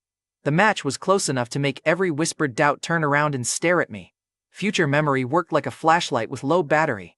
If I pointed it at the right wall, I still had to walk. I wrote carefully. For once, exit pass felt less like a distraction and more like training. The essay had a hook, a spine, and only a few commas for Mr. Whitman to mourn. I turned in early. Dean Hayes was one of the rotating Westbridge High administrators watching the hallway outside the exam rooms. Interschool proctoring was supposed to build fairness. In practice, it gave adults a chance to exchange polite smiles while silently ranking each other's students. He saw me come out and frowned. Already finished? Yes, Dean Hayes. Confidence is not the same as ability. I agree. That is why I wrote answers. His eyes cooled. Westbridge High students are still inside. Good. They deserve enough time. I walked past him, then stopped like I had remembered something. Dean Hayes? He looked over. If the education office asks for updates on exit pass, do you want me to say the author could not handle discipline or the author could not handle deletion? For 1 second, his face lost its administrator polish. Then it came back, thinner. You should worry about your score. I am. That was the difference now. In the old life, I had worried like fear was a plan. This time, I worried by writing the paper. Ryan's message arrived after the last exam of the day. Ryan Brooks messaged, Westbridge High announced an emergency campus writing contest. Ryan Brooks messaged, theme, real literary talent begins with moral character. Ryan Brooks messaged, bro, they invented a contest to subtweet you. I messaged, I am honored. Ryan Brooks messaged, Morrison said copied internet novels have no exam value. I messaged, tell him punctuation crimes still count as literature. Ryan Brooks messaged, can I keep the $60 if this becomes evidence? I messaged, you can keep it as emotional damages. Ryan Brooks messaged, finally justice. The score sheets posted 2 days later. Brookfield High announced them loudly. Schools loved humility until a ranking made them look good. Then humility went outside to get snacks. Ms. Anderson walked into class with the printed list, Mr. Whitman beside her, and a Brookfield High administrator standing at the door like he had come to inspect a miracle and hoped it was wearing the correct uniform. The classroom went silent. Ms. Anderson's eyes found mine. Logan Miller. Present and emotionally prepared. No, you are not, she said. That was rude. Accurate, but rude. Mr. Whitman took the list from her before I could ruin the mood. Chinese composition and total Chinese score, he said. First across all 4 schools. The room erupted. Chloe stood halfway out of her seat. Across all 4? Across all 4, Mr. Whitman repeated. Mason stared at me from the back like I had personally betrayed the natural order. Emma turned toward me slowly, eyes wide behind her glasses. I tried to look modest. I failed in a dignified direction. Mr. Whitman continued. English tied for the highest score group. Mathematics, top group. Science comprehensive. He paused. Ah, the human section. Science comprehensive is solid, but not at the same level. Some students laughed, not cruelly. More like relief. The beast had a weak spot. Thank goodness. The villagers could sleep. I nodded seriously. I appreciate proof that I remain mortal. Ms. Anderson looked at the list. Overall, first in Brookfield High and top tier across the 4 schools. That was the line that changed the room. English made me interesting. Exit pass made me noisy. The gate incident made me inconvenient. This made me valuable. Brookfield High's first-place student in the joint mock had transferred from Westbridge High 2 days after Westbridge High called him a discipline problem. Somewhere, I hoped Mr. Morrison was having a refreshing glass of consequences. Emma slid her own score sheet toward me during the chaos. Her grades were steadier than she gave herself credit for. Strong English, solid Chinese, careful math, science needing work but not disaster. You did well, I said. She shook her head. Not like you. Good. If everyone were like me, Ms. Anderson would resign. Emma's mouth curved. Maybe. Your composition improved, I said, pointing to the score. She looked down. I used the community examples. Miss Blake, that is called tactical trust. It is called revision, also tactical trust. It is called revision. Also tactical, Chloe leaned over before Emma could hide the paper. Next time, I am beating you in English. Me? Emma asked. Both of you, Chloe said, then pointed at me. Especially him. Healthy competition, I said. Terrifying from you, but healthy. Mason muttered from the back. First in Chinese does not mean you can fight. I turned. Correct. That is why you and I are best buds. The class laughed so hard Mason's ears went red. Ms. Anderson tapped the lectern. Enough! Logan, Mason, if I hear that phrase one more time before lunch, I am separating both of you from the concept of free speech. Teacher, I said, that sounds unconstitutional. Try me. I closed my mouth before my survival instincts filed another complaint. The ranking did not stay inside Brookfield High. Ryan sent me Westbridge High's reaction before dinner. Ryan Brooks messaged, your score sheet hit our group chat. Ryan Brooks messaged, Morrison said, joint mocks fluctuate and everyone should stay calm. Ryan Brooks messaged, Dean Hayes asked who leaks the full ranking. Ryan Brooks messaged, Dean Hayes asked who leaked the full ranking. Historical event. Then came a photo from the Westbridge High hallway. Someone had printed the 4-school ranking and circled my name. Next to it, in messy handwriting, a student had written, transferred out, ranked above us. That was petty. I respected the penmanship of revenge. Mr. Whitman found me after evening self-study, standing near the literature board where the exit pass repost was still pinned. You paid the challenge, he said. Does that mean my phone is free during Chinese class? After assigned work? Cruel detail. After assigned work, cruel detail, educational detail. He handed me a thin folder. The administration wants to hold an open literature class next week. Board leaders will attend as part of the school culture review. They want student work that proves Brookfield High encourages real learning. I want you to speak about exit pass and exam writing. I looked at the folder, then at him. Teacher, this sounds like a trap wearing a tie. It is an opportunity wearing a schedule. Can I decline? You can try. I opened the folder. Open class outline, literature club notice, board attendance note, board attendance note. Nothing too formal yet, but enough to feel like the ground moving under my feet. Westbridge High had thrown away a student. Brookfield High was preparing to put that same student in front of board leaders. This had moved beyond a score reveal. It was ammunition. Mr. Whitman watched my face. Do not use the open class to rant. I would never. Logan, I would rarely. Use your head. I looked back at the literature board, at the pinned repost Westbridge High had deleted, and at my name on the mock ranking in Ms. Anderson's hand. I will, I said. The joint mock had become a slap. Next week, Brookfield High wanted me to make it sound polite. Director Marshall asked me which school was better before I had even touched the microphone. That was how I learned adults could smile like a trap had manners. The board inspection team stood near the literature classroom entrance with Dean Roberts, Brookfield High's dean, hovering beside them like a nervous host at a dinner where the guests could cancel the house. Mr. Whitman had warned me to use my head. Ms. Anderson had warned me to use fewer jokes. Both instructions were unfairly ambitious. Director Marshall looked at my open class folder, then at me. Logan Miller, he said, you transferred from Westbridge High recently. Yes, Director. Then tell me honestly, which school do you think is better, Westbridge High or Brookfield High? Dean Roberts' smile froze. Ms. Anderson's eyes moved to me with the calm terror of a teacher watching a student approach a cliff with tap shoes. This was the kind of question that ate students for breakfast. Praise, Westbridge High and Brookfield High, lost face. Bury Westbridge High, and I looked bitter. Give a useless answer, and I became a decoration with good exam scores, so I chose the only road that did not end with my body on the floor. Westbridge High taught me pressure, I said. Brookfield High taught me balance. Director Marshall's eyebrows lifted. I continued before my mouth could get greedy. I learned a lot at Westbridge High. Their review pace is strong. But after I came here, Ms. Anderson judged me by what I did in class, Mr. Whitman corrected my writing without treating it like a crime, and the school let me prove myself through work instead of rumors. For a student preparing for the SAT, that matters. Dean Roberts started breathing again. Director Marshall smiled. That is a careful answer. I have been recently encouraged to avoid ranting. Mr. Whitman coughed once. It sounded like a warning disguised as a respiratory event. One of the other leaders laughed softly. Director Marshall turned toward Dean Roberts. Your teachers seem to have given him room. Dean Roberts nodded immediately. Brookfield High believes students need pressure and space, both. That line was clean enough to go on a banner. Dean Roberts looked grateful that someone had left him a usable sentence instead of a smoking crater. Director Marshall nodded toward the literature board. Let's take the photo here. I should have stood normally. I almost did. Then Director Marshall said, you are also the student author of Exit Pass, correct? Correct. And first in Chinese across the 4-school mock. That also happened. Which school should win the demonstration culture review? The second trap had arrived wearing the first trap's jacket. I looked at the literature board where my repost still sat under the discussion thread. I looked at Dean Roberts trying to become invisible in his own hallway. Then I smiled. Whichever school I attend, obviously. For one clean second, adult formality failed. Director Marshall laughed. Ms. Anderson put a hand over her mouth. Mr. Whitman looked at the ceiling like he was requesting patience from a higher department. I added, but since I currently attend Brookfield High, I am willing to take a photo and help the evidence look strong. Director Marshall pointed at me.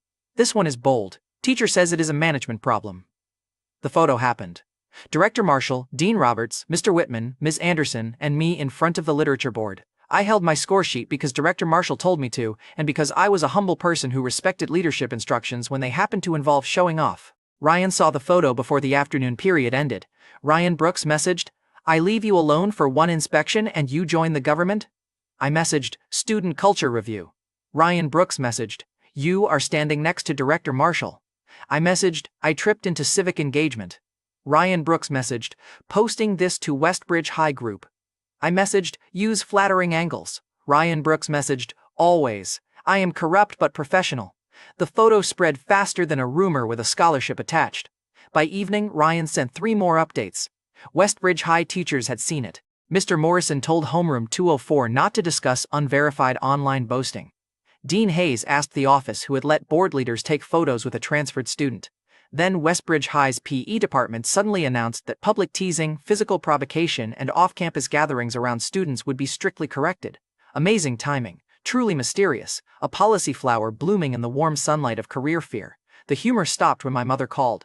Logan, she said, voice careful. Dean Hayes called home. I stepped out behind the classroom building where the noise was lower. What did he say? He asked whether you were adapting well. Then he said if there were misunderstandings about your file, the school could discuss them with us later. The same people who had signed me away now wanted the door to stay unlocked. Did he apologize? My mother was quiet for one breath. No, then it is not a discussion yet. She sighed. Your father asked why a dean suddenly cared after you transferred. Dad had joined the chat. Tell him I am fine, I said. And tell him not to sign or agree to anything if Westbridge High contacts you again. We will not. That answer settled something in me. In the old life, my parents had been dragged from office to office and fed official shame until even defending me felt exhausting. This time, Westbridge High had to call politely. Justice had not arrived. Movement had. The following week, the open literature class started. Mr. Whitman had promised it would be simple. Teacher language for, many adults will sit in the back and silently judge your soul. The room filled with students first, then teachers, then Dean Roberts and Director Marshall's group. Ms. Anderson stood near the wall with her arms folded, wearing the expression of a woman ready to drag me out by the collar if I treated the event like stand-up comedy. Emma sat in the second row, hands folded on her notebook. She looked nervous for me, which was unfair because I had planned to be nervous for myself and did not need help. Mason leaned against the back wall with 2 other boys. He tried to look bored. He failed when he saw the leaders. Mr. Whitman introduced me with a speech short enough to prove he respected oxygen. Logan Miller transferred to Brookfield High recently. He is the author of Exit Pass and ranked first in Chinese across the 4-school mock. Today he will speak about writing, exams, and what students can do with limited time. He glanced at me. Briefly. I walked to the front with my score sheet and my printed Exit Pass draft. The reason I am showing my score sheet first, I said, holding it up, is simple. I am showing off. The students laughed immediately. Mr. Whitman closed his eyes. Director Marshall smiled. Also, I continued, if I talk about discipline before proving I can pass an exam, everyone will think I am just another guy with a hobby and a big mouth. I do have a big mouth, but I prefer to bring documents. That got a stronger laugh. Then I put the score sheet down. Exit Pass did not save my grades by magic. It just taught me to do simple things repeatedly. Check the logic, cut the useless clever line, answer the actual question, then do it again. Mr. Whitman's face softened a fraction. So far, I had not embarrassed his profession. When I transferred, people called me a problem student. Some people still do. That is fine. Labels are easy. Work is harder. Brookfield High gave me a classroom where my work could answer. Ms. Anderson did not ask me to perform guilt. Mr. Whitman did not praise my writing and ignore my mistakes. They gave me pressure that pointed forward. The room quieted. I knew exactly where the rant lived. It was right there, behind my teeth, carrying Mr. Morrison's face and Dean Hayes's voice. I could have opened the cage. I could have made the room gasp. Instead, I looked at Emma. She was watching me like she trusted me to choose the better version. So I did. If there is one thing I learned, I said, it is that facts matter more when people want to set them aside. Scores, drafts, apologies, improvement. Do the simple things repeatedly, and sooner or later, the story people tell about you has to fight the evidence. For a second, nobody moved. Then someone near the back said, "Beast." Another student picked it up. "Beast." Then half the room started chanting it because students could turn any serious moment into a sports event if given 3 seconds and poor supervision. "Beast! Beast! Beast!" I did not start it. I would like the record to show that clearly. Mr. Whitman tapped the lectern. "Enough!" They got louder. Ms. Anderson hid a smile behind her hand. Mason from the back wall did not chant, but he watched me differently. Less like a target, more like a puzzle that had insulted him and then solved itself in public. Director Marshall clapped first. The leaders followed. The students shifted from chanting into applause, and for one clean breath, I was not Westbridge High's expelled problem, not Madison's former shield, not Dean Hayes's file threat. I was Brookfield High's student. That should not have hit as hard as it did. After class, Director Marshall shook my hand. "You are very good at walking near a line without stepping over it," he said. "Recent training. Brookfield High is lucky to have you."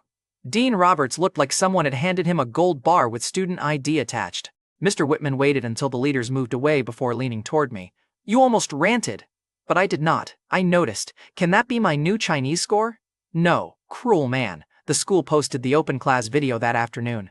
The clip they chose was my "do simple things repeatedly" line, the score sheet joke, and the chant. Within an hour, students were quoting it in the forum. Within 2, Ryan sent a screenshot from Westbridge High's group chat. Ryan Brooks messaged, "Morrison says the chant is childish." I messaged, "He deleted a praise post and bribed you with breakfast money."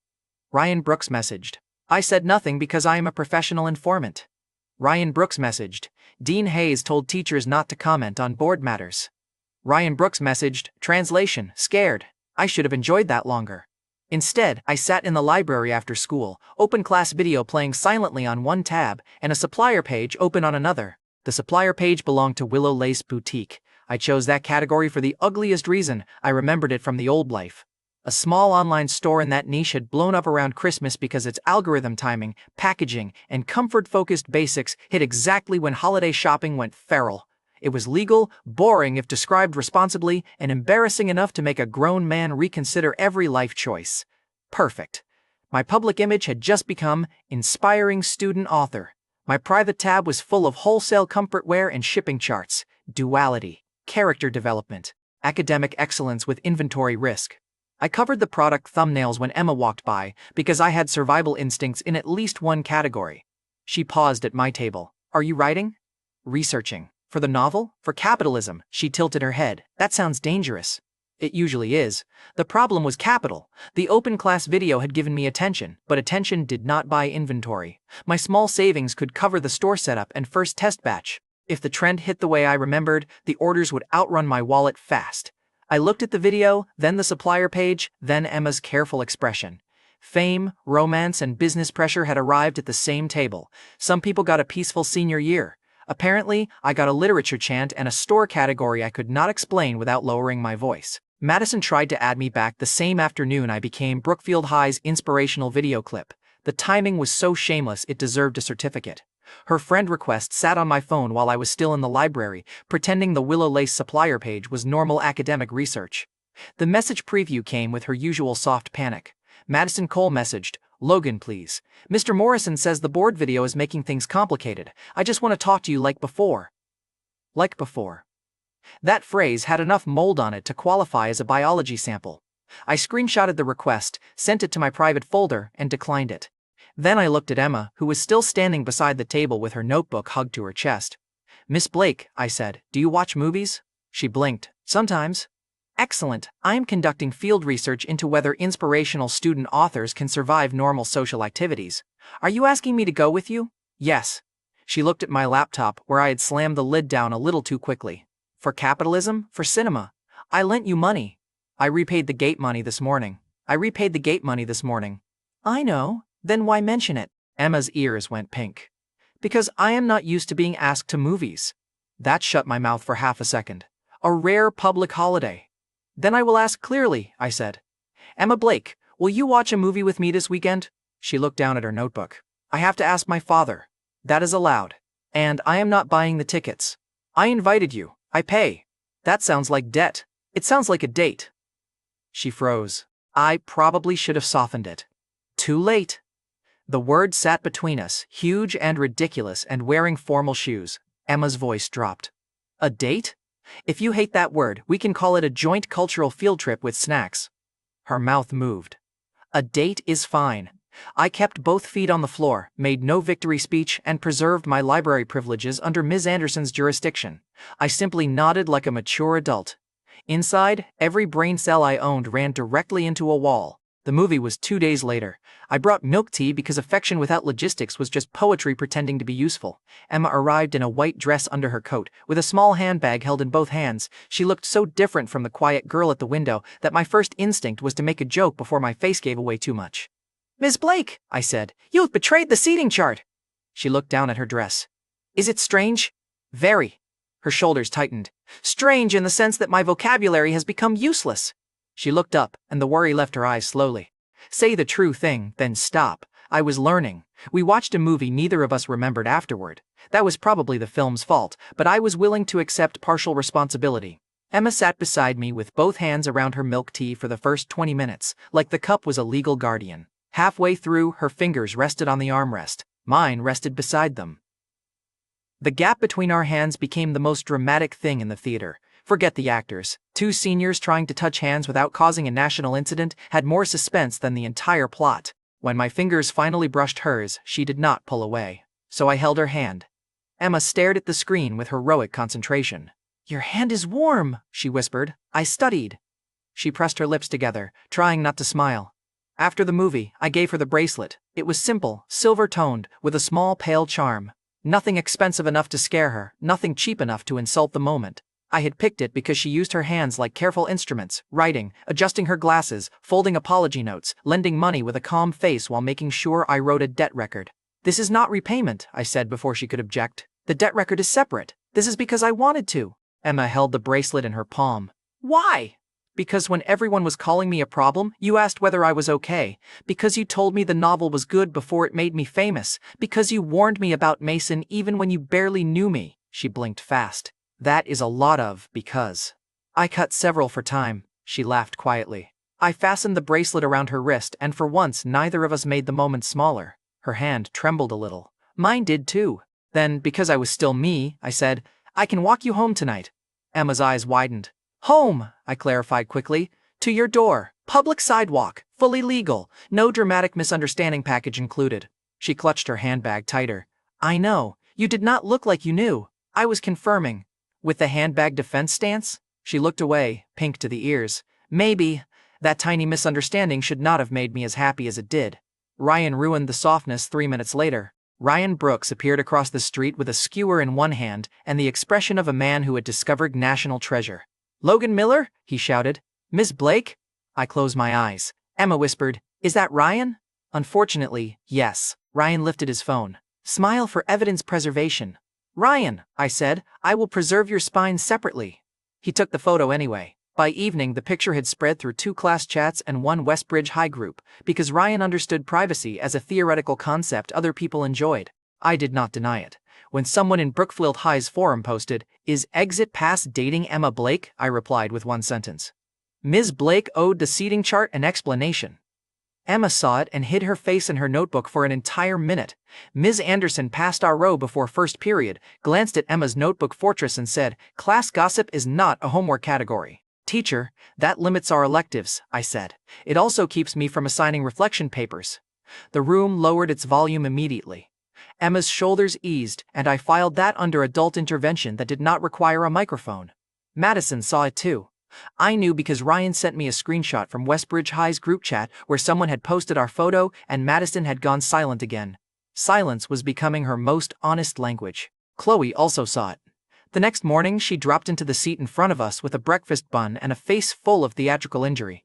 "So," Chloe said, "the author has a date, a bracelet, and a secret laptop tab." My hand stopped on my pen. Emma looked at me. Chloe smiled sweetly. "Breakfast tomorrow, or I ask out loud why an inspirational literature celebrity was researching Willow Lace Boutique in the library." Emma's eyes moved from Chloe to me. Consequence had arrived wearing lip gloss. "It is a store wearing lip gloss." Emma's expression did not change, which was worse. A legal online store, I added. Comfort-focused apparel. Non-explicit. Boring business category with embarrassing branding. Chloe laughed so hard she had to put the bun down. You are selling that. I am evaluating a market. That is what guilty people call selling. Emma adjusted her glasses. Why that market? I could have lied. I could have said I stumbled on it randomly. But after the author's secret mistake, lying to Emma over a business tab would be premium stupidity with gift wrapping. Because around the holidays, small online categories spike if the product is practical, priced right, and packaged discreetly, I said. I remember seeing a store like this explode before. It is embarrassing, but the demand is real. You remember? Chloe asked. From old market posts, I said smoothly. That was close enough to truth to stand without exposing the impossible part. Emma looked at the bracelet on her wrist, then back at me. Is this why you needed money? No. The gate money was separate, and I repaid it. I have not borrowed for the store. Will you? I do not want to.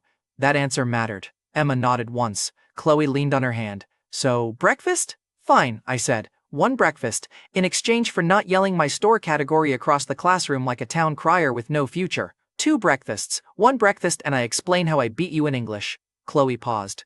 Deal. Emma looked between us. That was fast. Academic jealousy is a stable currency, I said. The Willow Lace store went live that night. I kept the setup simple, clean product names, no explicit descriptions, no ridiculous slogans, basic size guidance, discreet shipping, and customer service templates that sounded like a normal business instead of a teenager sweating into a keyboard. Ryan handled the first wave of promotion through people he knew online, which meant he sent exactly 1 sentence to a dozen group chats, Ryan Brooks messaged.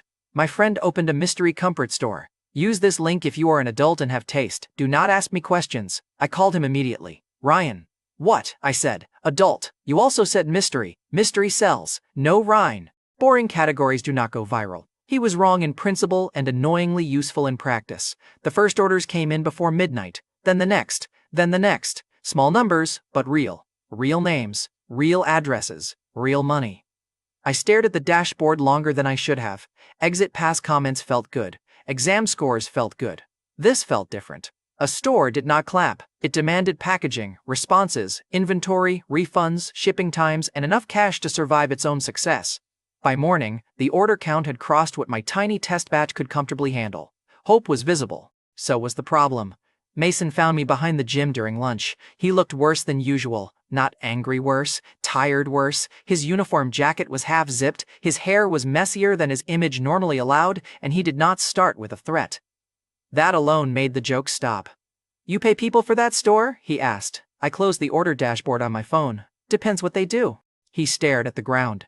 My grandmother is in the hospital again. My dad got hurt in a car accident last month. I need money. His voice had dropped the performance, just pride being forced to walk barefoot over glass. I had disliked Mason. That was easy. He had threatened me, postured at me, tried to scare me with outside boys. But standing there, asking without knowing how to ask, he did not look like Tyler. Tyler enjoyed protection. Mason was drowning inside his tough guy costume. Are you asking for a loan? I said. His jaw tightened. Forget it, Mason. He stopped. I do not do pity loans, I said. I have work. He turned back, suspicious. What kind? Customer messages, sorting orders, packing lists, delivery coordination. Private setup. Skip product jokes in public, keep the tough act away from customers, and I pay per batch with a bonus if you do it clean. He looked at me like I had offered him homework with a paycheck attached. You want me to work for you? No, I want you to work for money. I am simply the annoying doorway. And if I mess up, I fire you. For the first time, Mason almost smiled. You are still arrogant, consistent branding. He looked away. I cannot have people knowing, then do the work quietly. Why help me? I could have said because I needed labor. True. I could have said because turning a rival into a worker was efficient. Also true. But the real answer sat in his tired face. Because needing money does not make you weak, I said. Acting cruel because you need respect does. Mason swallowed. Humor stayed dead for that one. Fine, he said. I will try. Trying is cute. Orders need correct addresses. He rolled his eyes, and the room breathed again. That afternoon, Mason Cooper, former gate threat and current reluctant human logistics department, sat beside me in an empty classroom and learned how to answer customer messages for Willow Lace without sounding like he was about to challenge someone to a fight. It was painful. It was also productive. By the end of the hour, he had processed 12 orders, made 3 address corrections, and asked whether the store name was supposed to sound like a mushroom. It is willow lace, I said. It is memorable. It sounds like a snack. So did your intimidation strategy? He glared, but he kept typing. The order count kept climbing.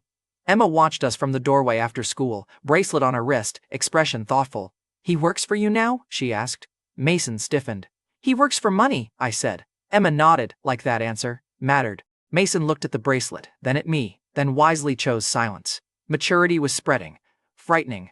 That night, the store crossed a number I had not expected until the end of the week. Ryan sent 3 screaming messages. Chloe demanded her breakfast before she raised consulting fees. Mason sent a photo of packed order slips with the caption, Mason Cooper messaged, "Done. Pay accurate." I looked at the dashboard, then at Emma's unpaid emotional trust sitting inside every decision I made. The store was real, the date was real, Mason's need was real. And then, right before midnight, the class group chat exploded. A Brookfield High student claimed he had been admitted early to Rockwell University through a private entrance channel. No SAT needed. Pay the fee, pass the private exam, secure the future. Mason messaged me at the same time. Mason Cooper messaged, "Orders still rising. We need more inventory." I stared at the fake admission link on one side of my screen and the willow lace order dashboard on the other. 2 problems, both hungry for money. Only one of them was real. Caleb Warren announced he had escaped the SAT before first period, which was how I knew the fake Rockwell scam had arrived. He stood near the front row with his phone held up like a trophy. The screen showed a red-stamped admission notice, a private consultation account, and enough official-looking language to make nervous parents hear wedding bells from a university gate. "Early admission," Caleb said. "Rockwell University. Private entrance channel. My uncle knows someone." The class moved toward him like someone had opened a bag of future. I stayed in my seat. Willow lace orders were still rising on my phone. Mason had already sent 2 messages asking whether we should reorder packaging. I had planned to spend the morning pretending I was a normal student with normal problems, which was adorable of me. Then Caleb said the magic words. No SAT needed. Every head turned sharper. In senior year, no SAT needed was not a sentence. It was a weapon disguised as dessert. Someone near the window asked, "Is it real?" Caleb puffed up. "My family paid the review fee last night. They said if we finish the private exam, the seat is held." Held. Review fee. Private exam. Seat guaranteed. The scam had not even changed its shoes from my old life. I walked over and looked at the notice. The logo was close, the wording was smooth, and the contact number was 1 digit away from looking respectable. A lazy scam would have been easier. This one had done homework, which was rude because homework belonged to students suffering legally. "Call Rockwell's official admissions office," I said. Caleb glanced at me. "I already called." They answered. "You called the number on the flyer. That is the admission office. That is the number printed by the people asking for your money." The room made the soft sound of everyone realizing this might become interesting. Caleb's smile tightened. "Are you saying I got tricked?" "I am saying call the official number from the university website." "Why? Because you are jealous?" Pride had arrived wearing a student uniform and holding a counterfeit future. I took out my own phone and searched the official Rockwell University site. "Here, use this number."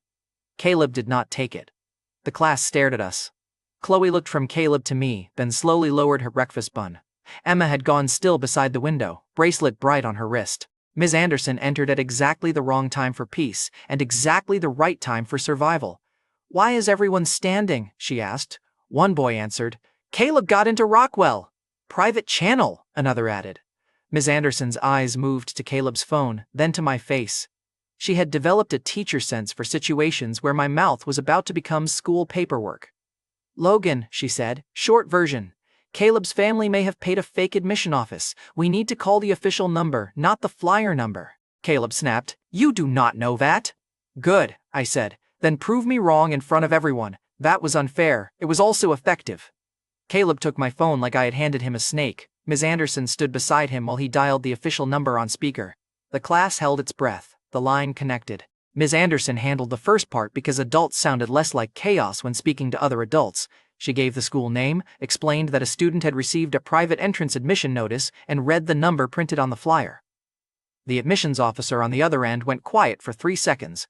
Then she said, "Rockwell University has no private entrance channel for final year high school students. Please do not transfer money. Keep all records and report to local police." Caleb's face changed. The pride drained first. Then the color. That was the early reward, and it tasted like relief with a side of dread. Ms. Anderson took the notice from him. "Has your family paid?" Caleb swallowed. "A deposit. How much?" He lowered his voice. That was when the joke stopped. Ms. Anderson did not scold him. Good teachers knew when a student had already been punched by reality. "Call your parents now," she said. "Tell them not to send another cent. Logan, send me the official link and a screenshot of this notice. Class monitor, go ask the office to contact Dean Roberts. Everyone else, sit down and stop forwarding anything until the school verifies it." Students moved fast. Fear did what announcements could not. Within 20 minutes, Brookfield High had the flyer, Caleb's chat records, 2 other students admitting their families had asked about the same channel, and Dean Roberts walking into our classroom with the expression of a man whose peaceful morning had been dragged behind a bus. He listened to Ms. Anderson, looked at the official Rockwell website, and called the district police liaison from the hallway. I kept my face neutral. Inside, old memory was unrolling with ugly precision. In the first life, the scam had spread through parent groups for days. By the time anyone admitted it was fake, several families had sent money they never fully recovered. Westbridge High had been one of the loudest schools hit because parents there loved shortcuts as long as they wore elite branding. This time, we had caught it before lunch. That mattered. I sent Ryan one message. I messaged, "If anyone at Westbridge High mentions Rockwell early admission, tell them to call the official website number, not the flyer number. Screenshot everything." Ryan answered in 12 seconds. Ryan Brooks messaged, "Does the admission come with a free fantasy certificate?" I messaged Ryan. Ryan Brooks messaged, "Fine, serious mode, sending." 3 minutes later, he sent the first screenshot. Ryan Brooks messaged, "Madison posted." 1. My stomach tightened before I opened it. Madison had not posted the whole notice. Of course she had not. She posted the pretty part, the red seal, the congratulations line, and a caption about finally having a path that did not depend on people who wanted her to fail. Subtle as a brick through glass. Ryan warned her in the group chat.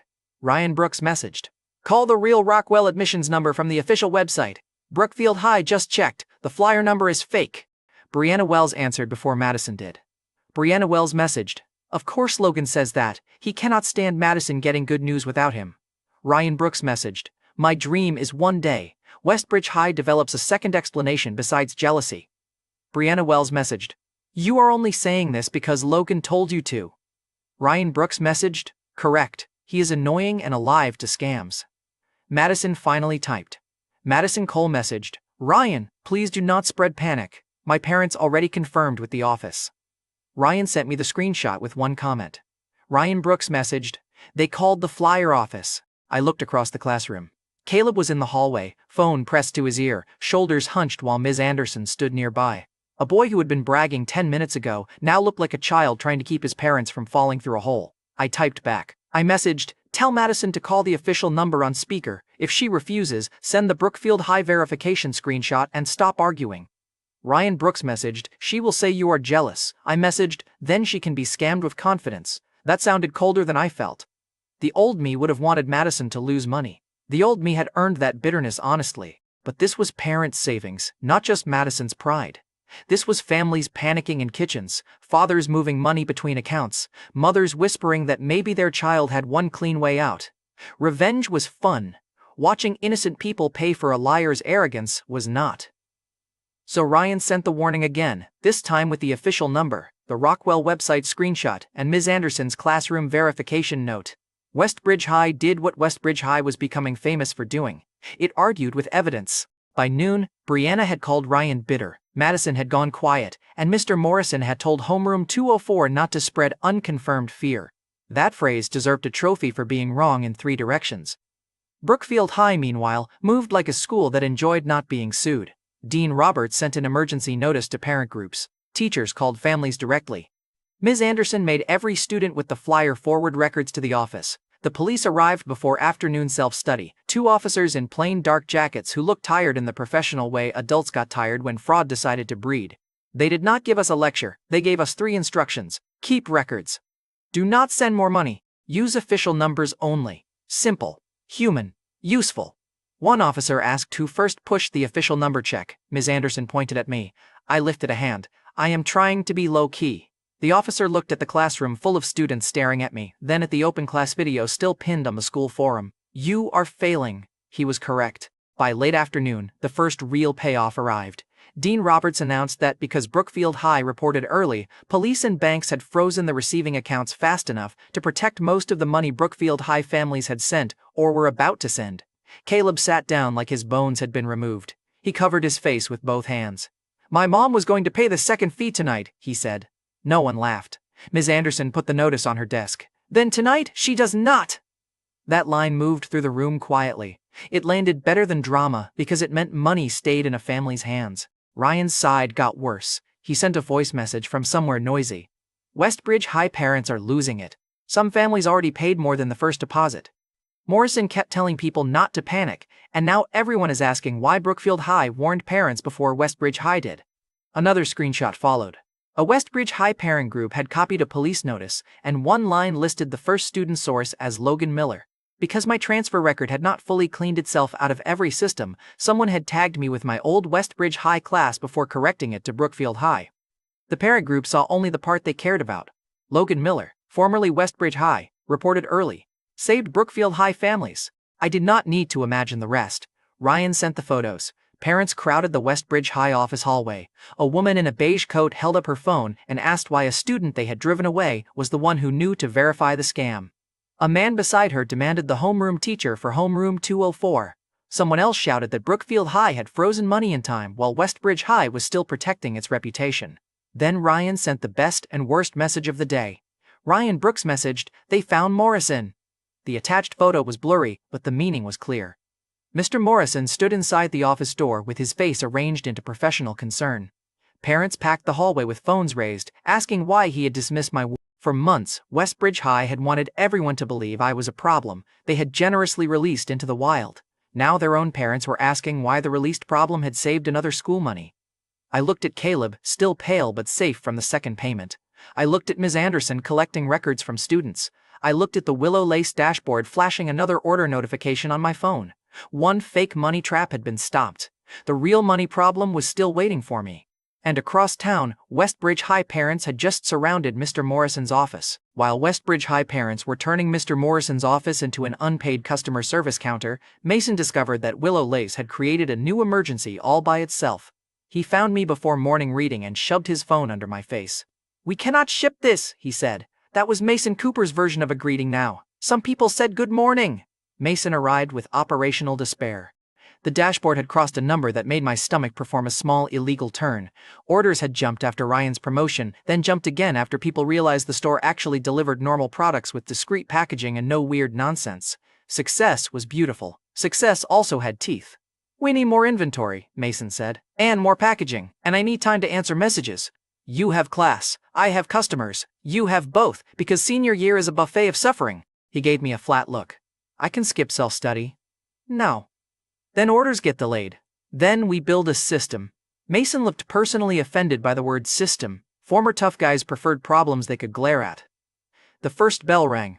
I walked into class with Mason behind me, both of us staring at the same ugly truth. The fake Rockwell scam had proved my future memory could protect people, but Willow Lace was proving memory did not pack boxes, print labels, answer customers, or buy stock. Ms. Anderson caught us before we reached our seats. "Why do both of you look like you committed accounting?" Mason turned silent. "Cowardice. Very disappointing from my best bud." "Teacher," I said, "I need to request controlled library computer access." Ms. Anderson looked at me. "For studying?" "Studying adjacent." Her expression sharpened. "Logan. A legal store. Non-explicit category. Proper customer service. No classroom disturbance. Also, Mason needs paid work and cannot skip class." Mason muttered, "You make it sound worse. I am making it sound printable." Ms. Anderson brought us to the office during break. She made me open the store dashboard, the product page, the customer templates, and the order list. Her face went through several stages. Teacher concern, adult recognition, professional recognition, professional regret that students were allowed to have internet access. Finally, she pressed 2 fingers to her forehead. "You kid, I accept that as a nuanced review. This is the business?" "Yes, and the products are exactly as described here? Comfort apparel, no explicit descriptions, no illegal items, no school names, no student photos, no nonsense?" "Correct." "And Mason is answering customers? With supervision?" Mason frowned. "I am sitting right here. That is why I said with supervision." Ms. Anderson stared at him until he looked away first. Efficient woman. Then she called Mr. Thompson from the science office. Mr. Thompson arrived with a stack of worksheets under one arm and the expression of a man who considered joy an optional elective. He listened for 30 seconds, looked at the order sheet and said, "Miller, your science comprehensive score has no right to be ignored while you run a store." "Teacher, I love how everyone supports my dreams."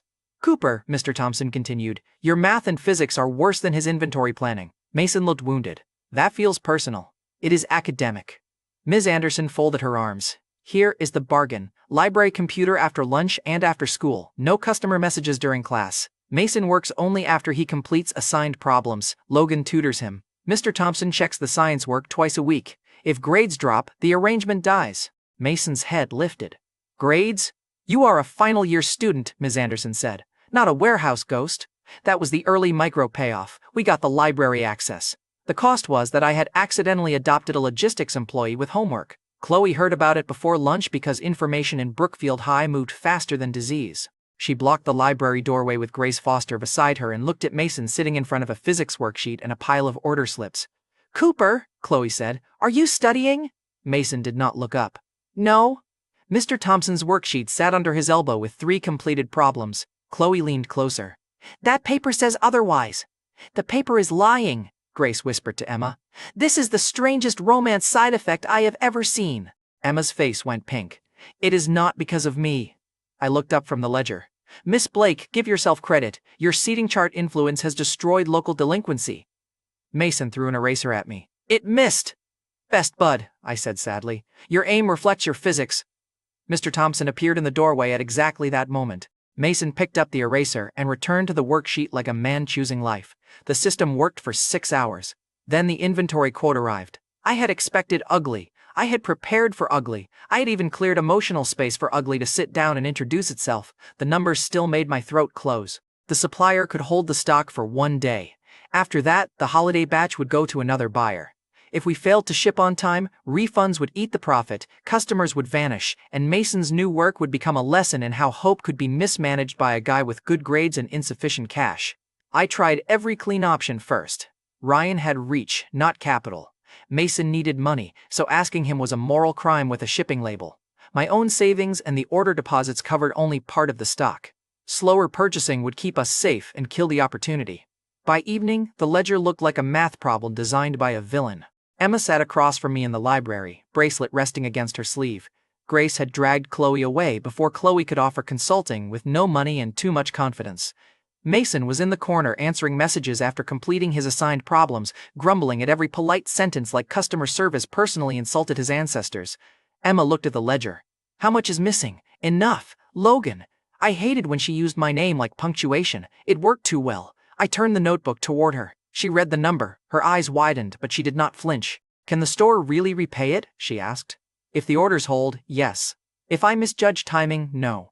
If a supplier delays, also no. If I panic and make stupid promises, definitely no.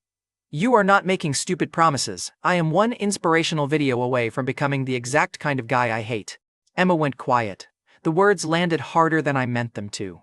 I closed the ledger. Sorry. No, she said softly. Say it. So I did. I hate when people use trust as a ladder. Madison used mine. Westbridge High used my record. Dean Hayes used authority. I cannot take your money and call it romance. I will not do that. Emma reached into her bag. First, she took out a small bank envelope. These are my savings, she said. Miss Blake, listen first. My mouth closed. I closed my mouth, which hurt more than expected. I saved this from allowance and piano event money, she said. It is mine. I can lend it with a record. It is not enough. I know. Then she took out a card. The library seemed to lose sound. The card looked ordinary, and that made it frightening. Real money did not need to sparkle. It sat there, calm and heavy, like a quiet adult entering a room full of children playing shop. My father gave this to me for expenses, Emma said. The limit is high. How high? She told me. $300,000. The number did not feel like money. It felt like a cliff. Mason stopped typing in the corner. I kept my eyes on Emma. Looking away from her would have turned the moment into business. The trust in front of me was large enough to crush both of us if I held it wrong. No, I said. Emma's fingers tightened around the card. You have not heard my condition. Your condition cannot make this small. I do not want it small. That made me shut up. Emma looked scared. She also looked steady in a way people missed because they mistook quiet for empty. You repaid the gate money, she said. You wrote the debt down. You told me about the store when Chloe forced it into the open. You offered Mason work instead of pity. You reported the scam before people lost more. I am not lending money because you smiled at me. Her voice trembled once, then held. I am lending it because I trust what you do when money is dangerous. That was worse than a confession. A confession asked me to feel something. This asked me to become someone worthy of it. I pushed the card back toward her. If we do this, there is a ledger. written agreement, amount capped, every transfer recorded, supplier invoice attached, repayment schedule, store revenue goes back to you first after wages and refunds. If your father asks, I do not hide behind you. Okay, Emma, your father will see the records. I know, he may think I used you. Her eyes flickered. That fear was already there. Then we keep proof that you did not, she said. The humor stayed dead. I opened a new ledger page and wrote the date, amount, purpose, repayment terms, and every condition in handwriting clear enough to survive an angry father. Emma watched each line. Mason came over only when I asked him to witness the inventory count. His face was serious. No jokes, no tough act. You sure? He asked Emma. Emma nodded. Mason signed his witness with handwriting that looked like it had fought a printer and lost. Then he went back to the computer and processed orders like his own family depended on the store staying alive. Because part of it did. The supplier payment went through that night. The business survived the inventory bottleneck. Nobody cheered. That was the strange part. When I ranked first in Chinese, everyone exploded. When the open class video went up, people chanted. When the store survived, the library stayed quiet. The only sounds were typing, the printer, Emma's pen, and Mason muttering customer names under his breath so he would not misspell them. Hope could be loud. Responsibility was usually paperwork. Over the next 2 days, Mason changed in a way that annoyed everyone who preferred simple labels. He came to the library during every break, he answered messages, printed packing lists, and finished Mr. Thompson's assigned problems before touching customer chat. When classmates asked whether he had been punished, he said, paid work, and kept walking. Chloe watched him through the library window one afternoon. This is weird, she said. Growth often is, I said. Do not make it sound noble. It is Mason. Inside, Mason frowned at a physics problem, erased half his work, then tried again. Chloe's expression changed before she remembered to hide it. Grace, standing beside Emma, whispered, He looks serious. He is, Emma said. That answer had no T's in it. By the third day, Mr. Thompson checked Mason's worksheet and made a small grunt. Mason stiffened. Wrong? Less wrong. Mason looked at me. Is that praise? From Mr. Thompson? That is a parade. Mr. Thompson gave me the worksheet next. Miller, your own science corrections are incomplete. The parade ran me over. Ms. Anderson approved the library schedule for another week because nobody's grades had dropped, customers were being handled outside class, and Mason had stopped treating homework like an enemy gang. That should have been the end of the section of my life titled Business Stress with Educational Benefits. Then Ryan sent a message from Westbridge High. Ryan Brooks messaged, Parents are still mad from Rockwell. Ryan Brooks messaged, Morrison keeps saying you transferred voluntarily. Ryan Brooks messaged, Dean Hayes says school records can clarify misunderstandings. I stared at that last line. Records, misunderstandings. The same polite words had come through my mother before. Now they were walking toward my door. My phone rang before I could answer Ryan. Mom. I picked up immediately. Logan, she said, keeping her voice low. Dean Hayes and Mr. Morrison are downstairs. The library lights hummed above me. Emma's card record lay open in my ledger. Mason was packing order slips. Emma sat beside me, quiet and trusting, with 300,000 reasons for her father to hate my face if I failed her. Westbridge High had finally come to my home with my file, and for once, I had too much to lose to enjoy it properly. By the time I reached home, Westbridge High parents had already turned Mr. Morrison into a hallway exhibit titled, Teacher Avoiding Consequences. Ryan sent the photos while I was still in the taxi. Parents packed the office corridor shoulder to shoulder. Phones were raised. Faces were red. Mr. Morrison stood near the door with his teacher, smile stretched so thin it could have been used as plastic wrap. Ryan Brooks messaged. Someone asked why you saved Brookfield High families, but Westbridge High told people not to panic. Ryan Brooks messaged. Morrison said you had already transferred and Westbridge High could not control your behavior. Ryan Brooks messaged. Parent asked who made you transfer. Ryan Brooks messaged. Silence achieved. Very rare species. For once, Westbridge High's favorite answer, Logan Miller is someone else's problem, had walked back into the office with a crowd of angry parents attached. Then Ryan sent one more line. Ryan Brooks messaged. Dean Hayes just left. Guess where? I looked out the taxi window at the apartment gate ahead. Yeah, I muttered. I have a guess. Dean Hayes called it a visit. Adults loved soft words. A threat became guidance, panic became concern, and reputation surgery arrived at our apartment wearing shoe covers. When I opened our apartment door, my mother stood near the kitchen, tense but steady. My father sat on the sofa with his work jacket still on. Across from him were Dean Hayes and Mr. Morrison, both holding paper folders like those folders had not been sharpened on the way over. Dean Hayes looked at me first. Logan, he said, voice polished, we came to clarify some misunderstandings. I changed shoes slowly. Interesting. Last time Westbridge High clarified something, I lost a school. Mr. Morrison's mouth tightened. My father looked at me. Sit down first. That was Dad's way of saying, do not open with a bomb before I know where the windows are. I sat beside him. Before Dean Hayes could open the folder, I sent Ryan one message under the table. Stay awake. If I ask, send the parent office photos again. Ryan Brooks messaged, I live for unpaid labor. I left the chat open beside my screenshots. No recording lecture, no legal drama.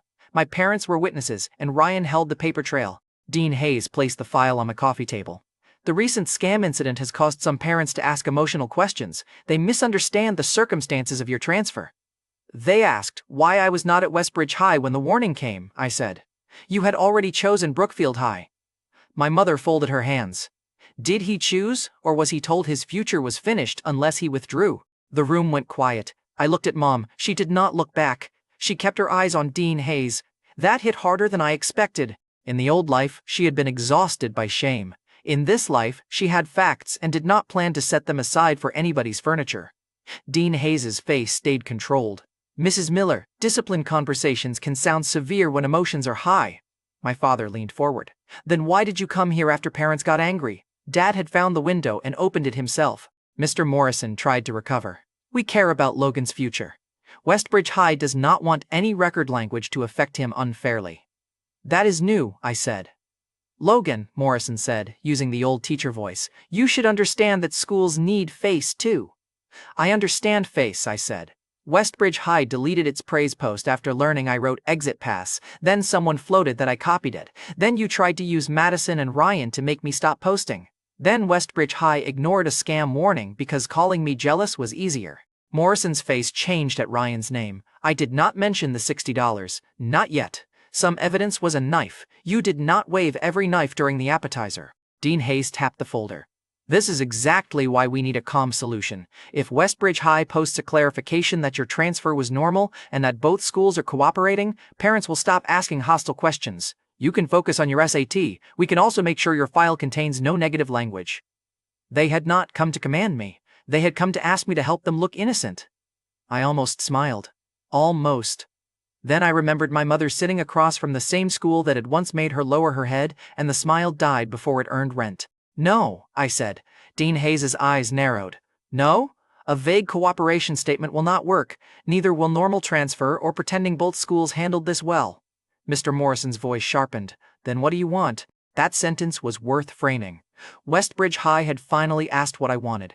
I took out my phone and opened the folder where I kept screenshots. Madison's first message. Westbridge High's deleted praise. The Brookfield High repost. The open class video. Ryan's scam warning screenshots. I placed the phone on the table, screen up, so my parents could see every item as I named it.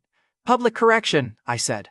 Westbridge High states that I did not copy exit pass, that the earlier deletion created misunderstanding, and that my transfer record will not include discipline language from the Tyler incident.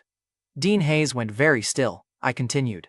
Tyler Hayes's role gets addressed properly, not hidden under student conflict, not washed because he is your son. My father looked at Dean Hayes. Dean Hayes's jaw tightened. Careful, he said. I am being careful. That is why I am using names in my own living room and not on the school forum. My mother inhaled, but she did not stop me. And Mr. Morrison apologizes, I said. Morrison gave a short laugh. For what, exactly? For demanding self-reflection while setting aside facts, for letting Madison's tears outrank my messages, for trying to recover the value of my novel after Westbridge High threw away the student who wrote it. For a second, no one spoke. Then my father said, "Those demands sound reasonable." Mr. Morrison looked at him like he had discovered a second Logan in adult form. Dean Hayes closed the folder. You are asking Westbridge High to embarrass itself. No, I said. Westbridge High did that. I am asking for a receipt. Westbridge High had come to our home, placed my file on our table, and realized the discarded student now had terms. I did not have to shout, beg, or slam an office door to make them hear those terms. Dean Hayes did not accept them. People like him treated accountability like a contagious disease. But he did leave with a different face than the one he brought in. Before he stood, he said, "If you turn school honor into personal revenge, board leaders will not admire it forever. Then I guess Westbridge High should stop giving me material." My mother made a tiny sound that might have been a cough, or might have been her trying not to laugh. Dad looked at the floor. The adults from Westbridge High pretended not to notice. After they left, the apartment stayed quiet. My mother touched the phone screen where Madison's old message still sat. "You kept everything," she said. "I learned from professionals." She looked at me then. "Are you tired?" That question landed under the ribs. "A little," I said.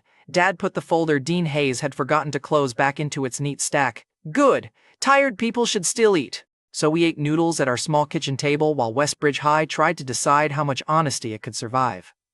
The next morning, Madison waited near the bus stop. I knew before she spoke that this was not an apology. Apologies faced facts. Madison faced angles. She wore the soft expression again, the one that had made the old me feel chosen and made the new me check for traps. "Logan," she said, "can we talk?" Several students slowed down. Westbridge High gossip had legs. Brookfield High gossip had wings. A bus stop between them was a public square with wheels. "You are talking," I said. Her fingers tightened around her bag strap. "My parents are upset because of the scam. Everyone is upset. I should have checked the official number. I know that now." "Then start there." She waited for more warmth. "I had left it at home in a sealed container. I wanted to invite you to dinner," she said. "My family is doing a small Christmas meal. We can explain things properly, like before." Again with "like before." The phrase had survived several disasters and learned nothing. "Madison," I said, "before was the problem." Her eyes brightened. She did not cry yet. She prepared the room for crying. "Do you hate me that much?" "No." That startled her more than anger would have. "I just do not belong to your emergencies anymore." The bus pulled in. A few students near the door went silent. "I am sorry," she whispered. "Then keep being sorry after people stop watching." I got on the bus. Behind me, her silence did what her tears could not. It told the truth. Westbridge High posted its statement that afternoon. It was a masterpiece of saying almost nothing with official punctuation. The school claimed it valued every student's growth, regretted online misunderstandings, respected normal transfer decisions, and would continue strengthening anti-fraud education. Tyler was not named. Morrison was not named. The deleted exit pass praise was not named. My file was wrapped in fog so thick it deserved weather warnings. I read it once. Then I opened Exit Pass. The new chapter was about a school that painted over a crack in the wall while rain poured through the ceiling. I used no names, kept the legal distance clean, and wrote one very familiar teacher telling a student to mop faster so visitors would not see the leak. Mr. Whitman read it before posting and removed one sentence. "That sentence is too close," he said. "To truth? To a lawsuit? Educational detail. Survival detail." He let the chapter go up. Brookfield High students understood immediately.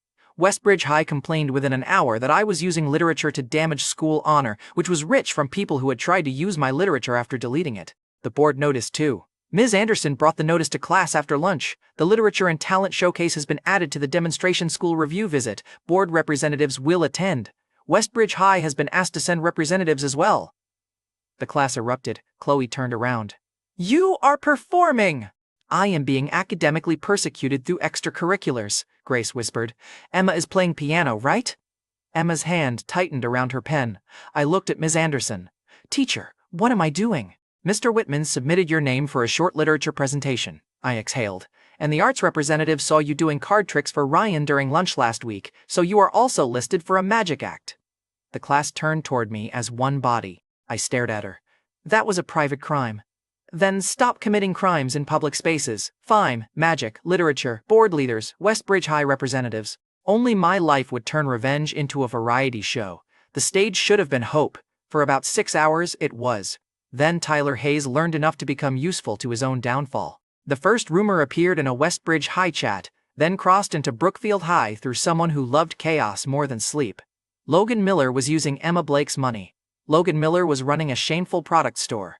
Logan Miller had traded Madison for a richer girl. Madison did not post it first. She was smarter than that. Ryan sent me the screenshots in order. Tyler pushed the first dirty version. Brianna amplified it. Madison entered later with soft worry, saying she hoped I had not changed into someone who used people. That was her favorite weapon, stab with someone else's hand, then bring bandages for the audience. I looked across the library at Emma. She had not seen the screenshots yet. The ledger lay between us, clean and honest and suddenly vulnerable. My phone buzzed again. Ryan Brooks messaged, "Bad news." Ryan Brooks messaged, "Someone sent it to a parent group." Emma's phone lit up on the table. She looked at the screen. Her face went pale. "My father," she said. The final trap had found the money trail. The rumor said I had drained Emma Blake's family money to sell intimate apparel online, which was almost impressive as a lie because it used 2 real facts and beat them with a shovel. Fact 1, Emma had lent me money. Fact 2, Willow lace existed. The lie was everything Tyler and Madison wrapped around those facts, the dirty little bow that made me look like the kind of person I had spent 2 lifetimes hating. Emma's father came to Brookfield High the next afternoon. He did not storm in. That made it worse. Angry men announced themselves. Serious men signed in at the office, waited in the reception room, and let silence build furniture. Ms. Anderson found me outside the library. "Logan," she said, and her voice had no joke space in it. "Emma's father is here." Emma stood beside her, pale but upright. The bracelet was on her wrist. Her hands were folded so tightly her knuckles looked white. I closed the willow lace dashboard on the library computer. Mason looked up from a packing list. "Problem?" "Yes." He stood immediately.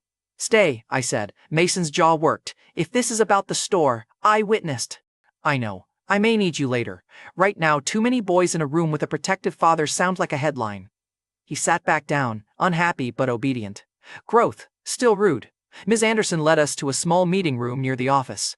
Emma's father stood when we entered. He wore a dark coat, simple watch, no visible anger. That was how I knew he had brought enough. "Logan Miller," he said. "Mr. Blake." Using the name felt like stepping onto thin ice. Until that moment, he had been Emma's father in my head. In person, he became Mr. Blake because some adults arrive with their own punctuation. He looked at Emma first. "Sit." Emma sat. I stayed standing until he looked at me. "You too." I sat across from him. Ms. Anderson remained by the door, not interfering, not leaving Emma alone with the whole weight of this. Mr. Blake placed a bank statement on the table with no dramatic slam and no raised voice. Paper did enough damage by itself. That was worse. "My daughter's card was used for a supplier payment," he said. "A large one." "Yes, the school rumor says you persuaded her to fund an online store selling inappropriate products." The word inappropriate landed cleanly and coldly. Humor stopped. "The store is legal," I said. "The product pages are non-explicit. Comfort apparel, clean descriptions, discreet shipping. But yes, I accepted money from Emma for inventory." Emma's father watched me. "Why?" There were many ways to answer that badly. Because the market was hot. Because future memory said the timing mattered. Because the supplier would not hold inventory. All true, all useless if I skipped the one thing that mattered. "Because I was short," I said. "Because she offered. Because I thought a ledger made the risk acceptable. And because I should have asked to speak with you before accepting access to that card." Emma's eyes moved to me. Mr. Blake did not soften. "Show me." I opened my folder. Supplier quote. Invoice. Transfer amount. Order dashboard. Customer records with private details covered. Wage notes for Mason. Repayment schedule. Emma's savings listed separately. Card amount capped to the supplier gap. The $300,000 limit clearly unused beyond that invoice. I had made the ledger to survive an angry father. Now it had to do exactly that. Mr. Blake read every page. He asked practical questions. How many orders? What refund rate? What supplier? What shipping delay? What was already repaid? What amount remained? What happens if sales collapse? I answered all of them with plain numbers, plain records, and no magic second life confidence. Emma sat beside me, breathing carefully. Finally, her father looked up. "You are good with records. I learned from people who were bad with facts."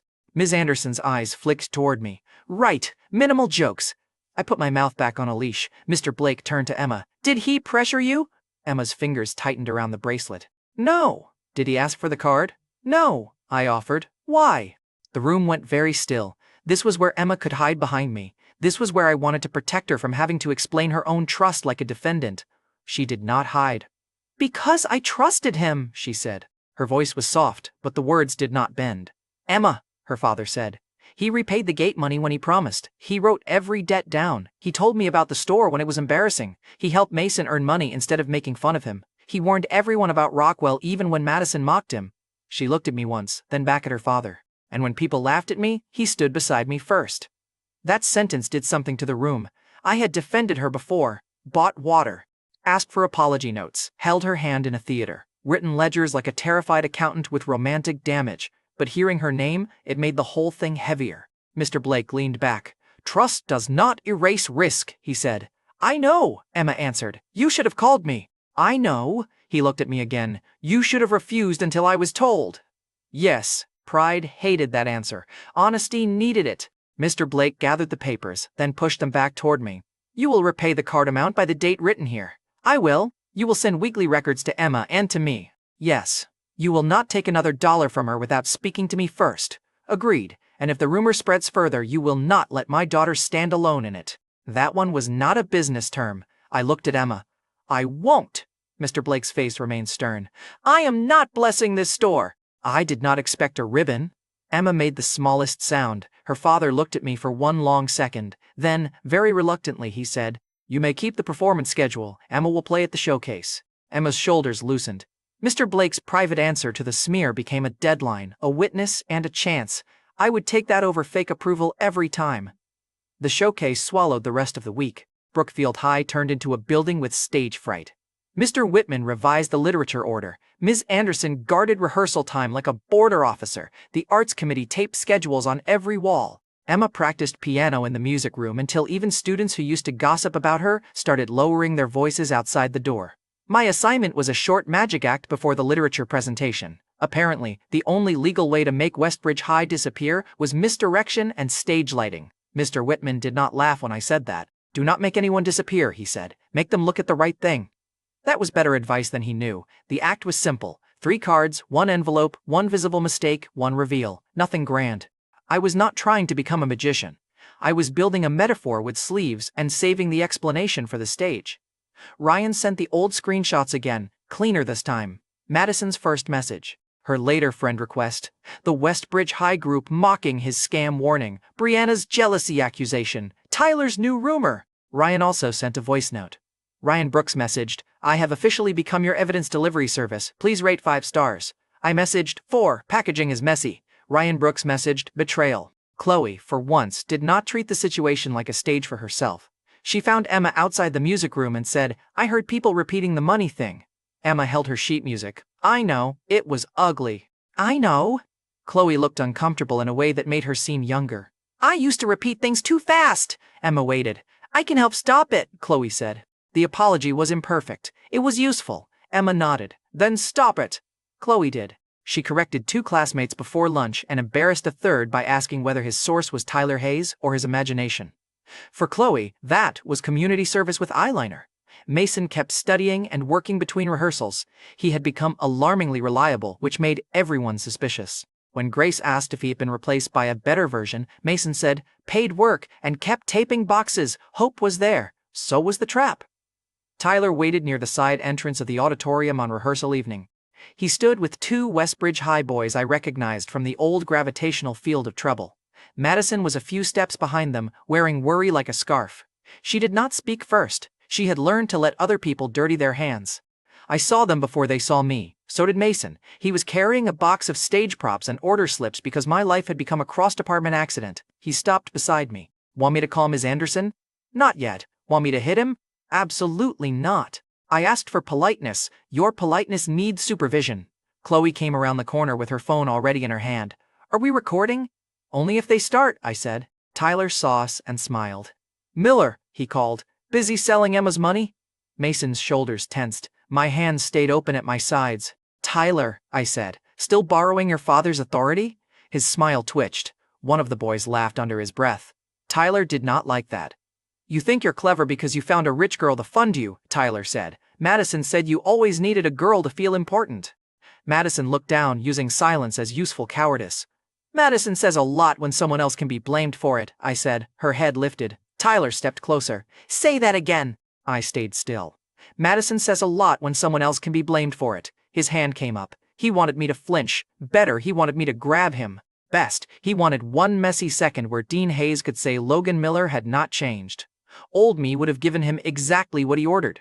New me looked past his shoulder. Security camera above the door, I said. Chloe's phone on your left, Mason's phone on your right.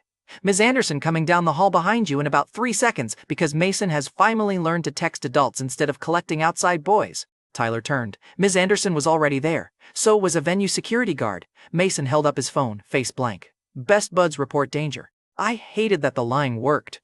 Tyler lowered his hand. The guard stepped between us. Problem? He was leaving, I said.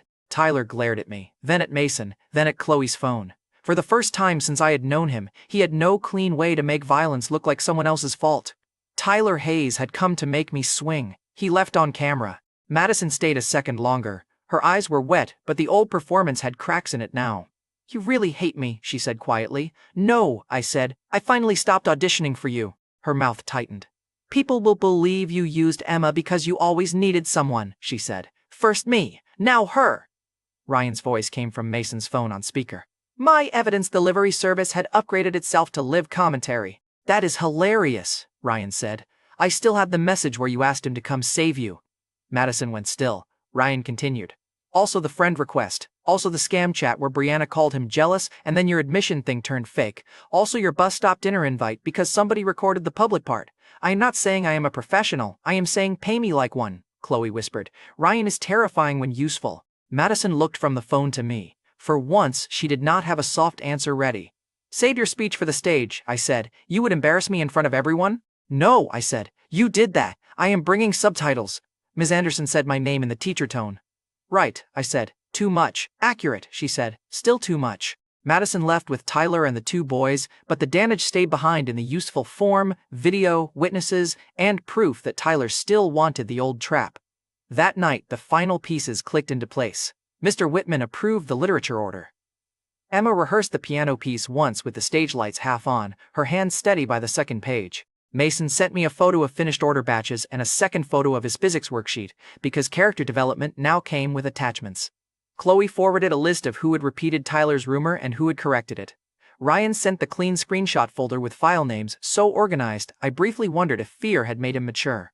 Then Director Marshall's office confirmed the next day's attendance list. Board representatives, Brookfield High teachers, Westbridge High representatives, parent observers, Emma's father, Tyler, Madison, Mr. Morrison, Dean Hayes, everyone who needed the old story to survive would be sitting under the same lights.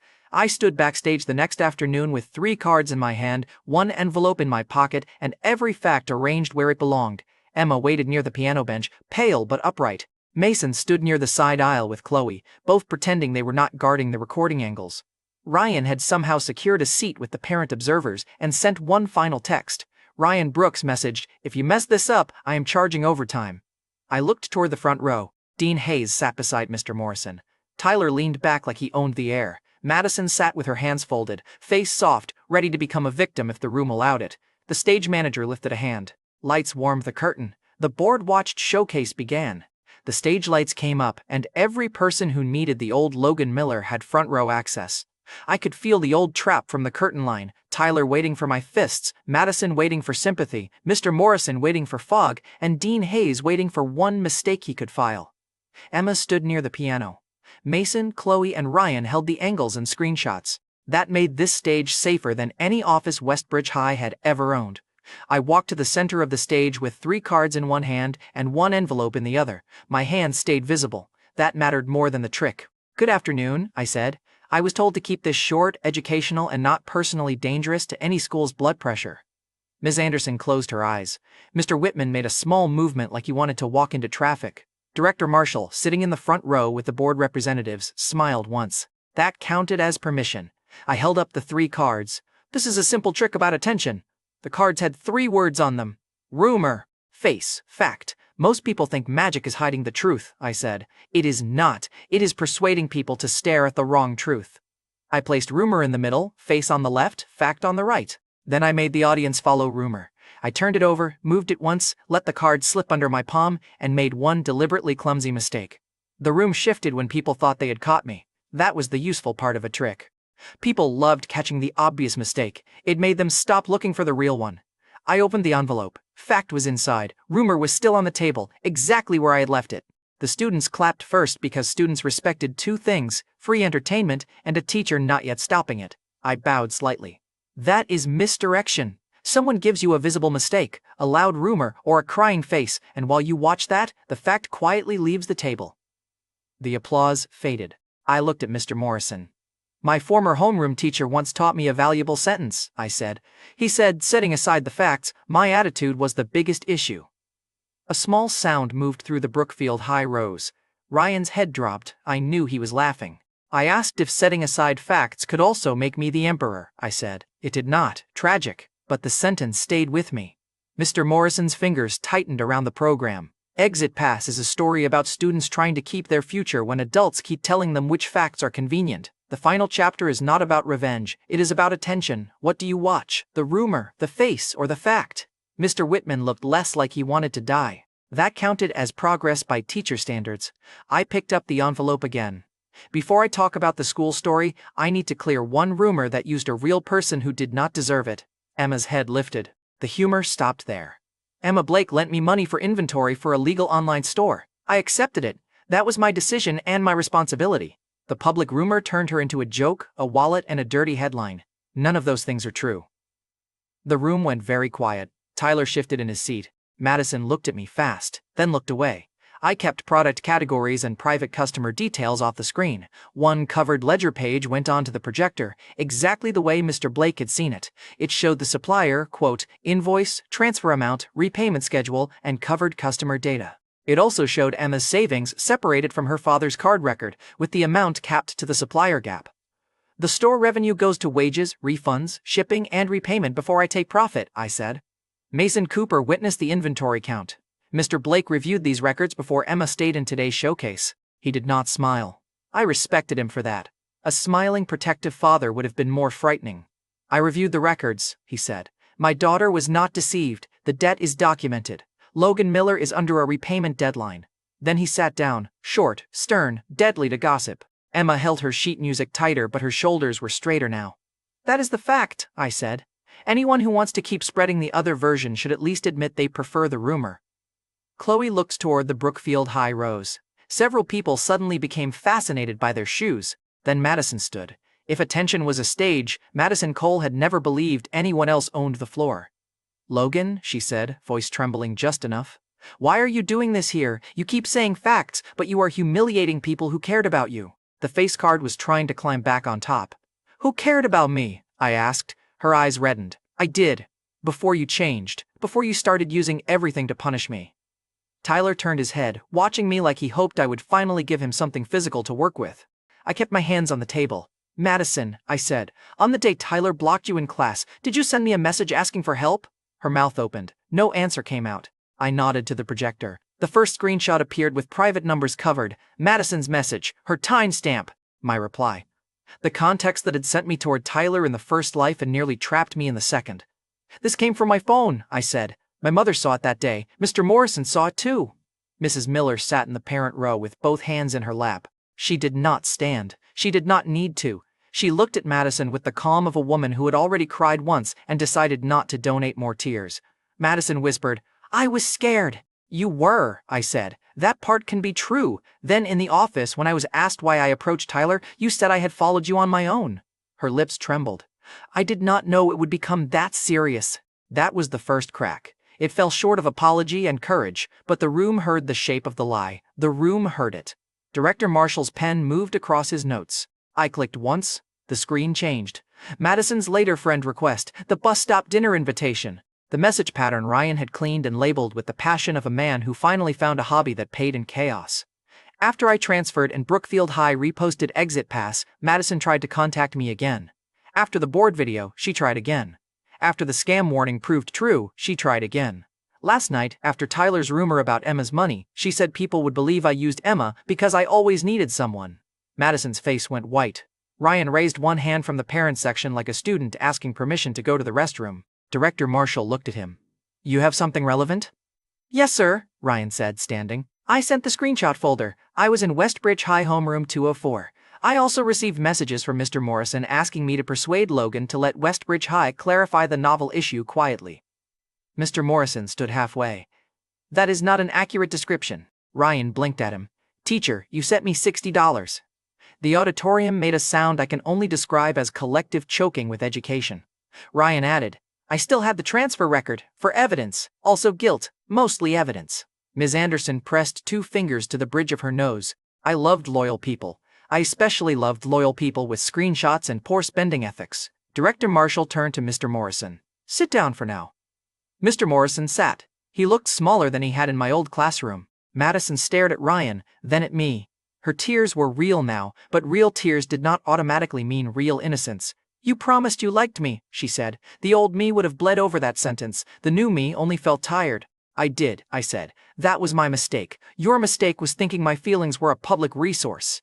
No one clapped. That was right. That line was not for clapping. Tyler shoved his chair back.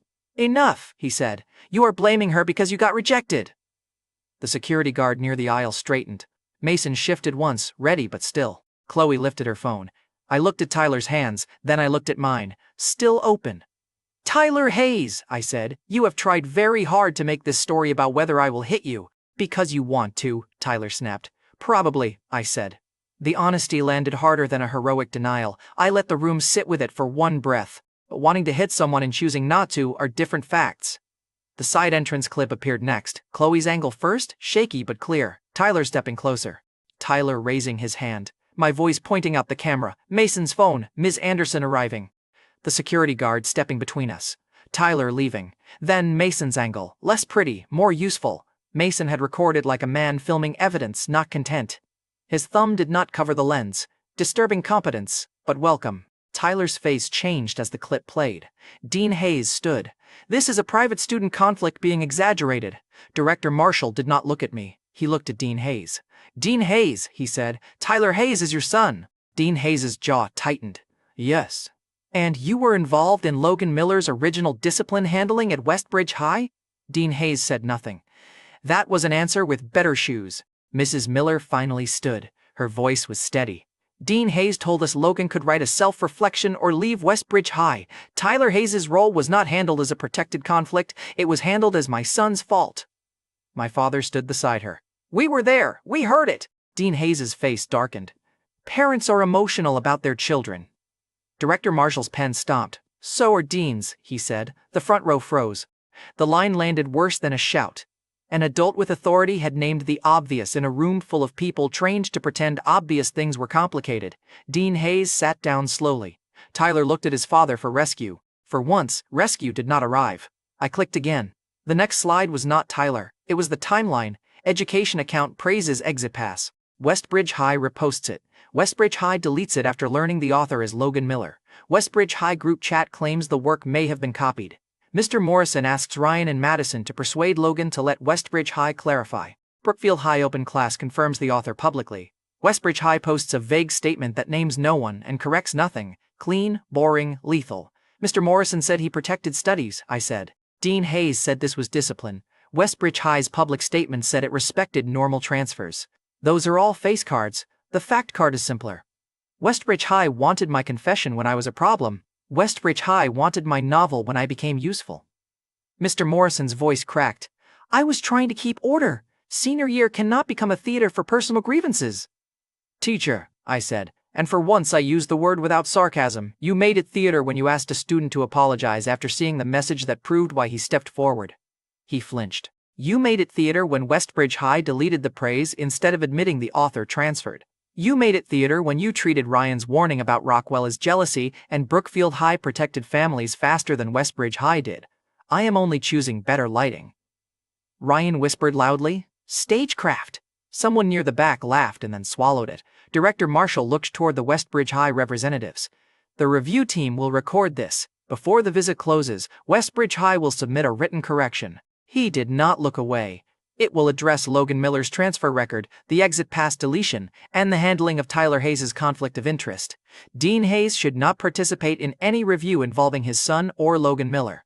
Mr. Morrison's senior teacher recommendation should be held until the investigation is complete. The words landed one by one: written correction, transfer record, deletion, conflict of interest, recommendation held. The room got official language instead of fireworks, and somehow that was worse. The right words finally stepped on the right people's feet. Tyler stood again. You cannot do that because of a stupid performance. The security guard moved closer. Director Marshall did not raise his voice. Sit down.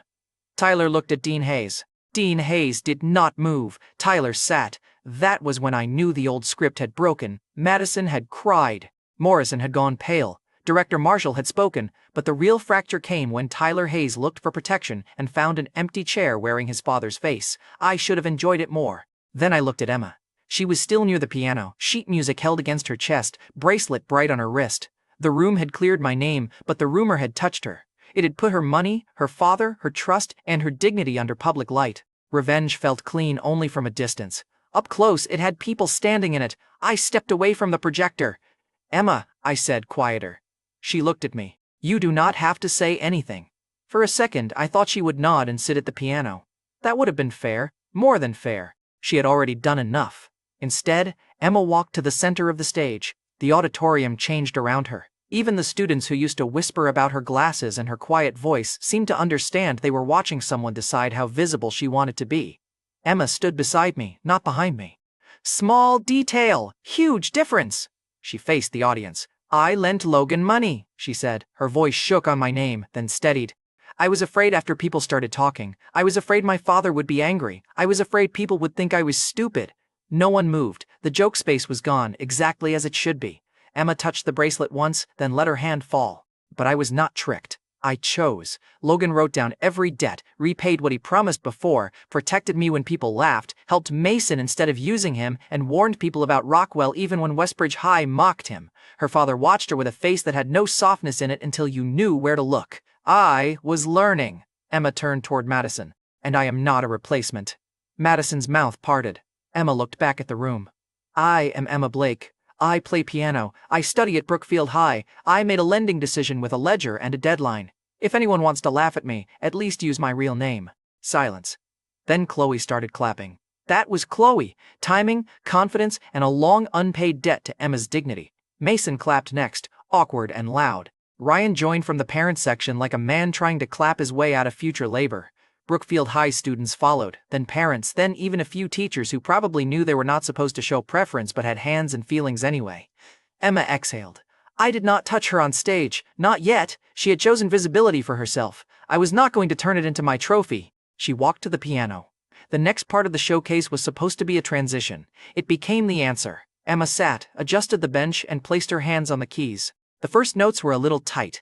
Then her shoulders settled. The piece opened up, soft at first, then clearer, then strong enough that the auditorium forgot to be hungry for scandal. I stood near the side curtain and listened.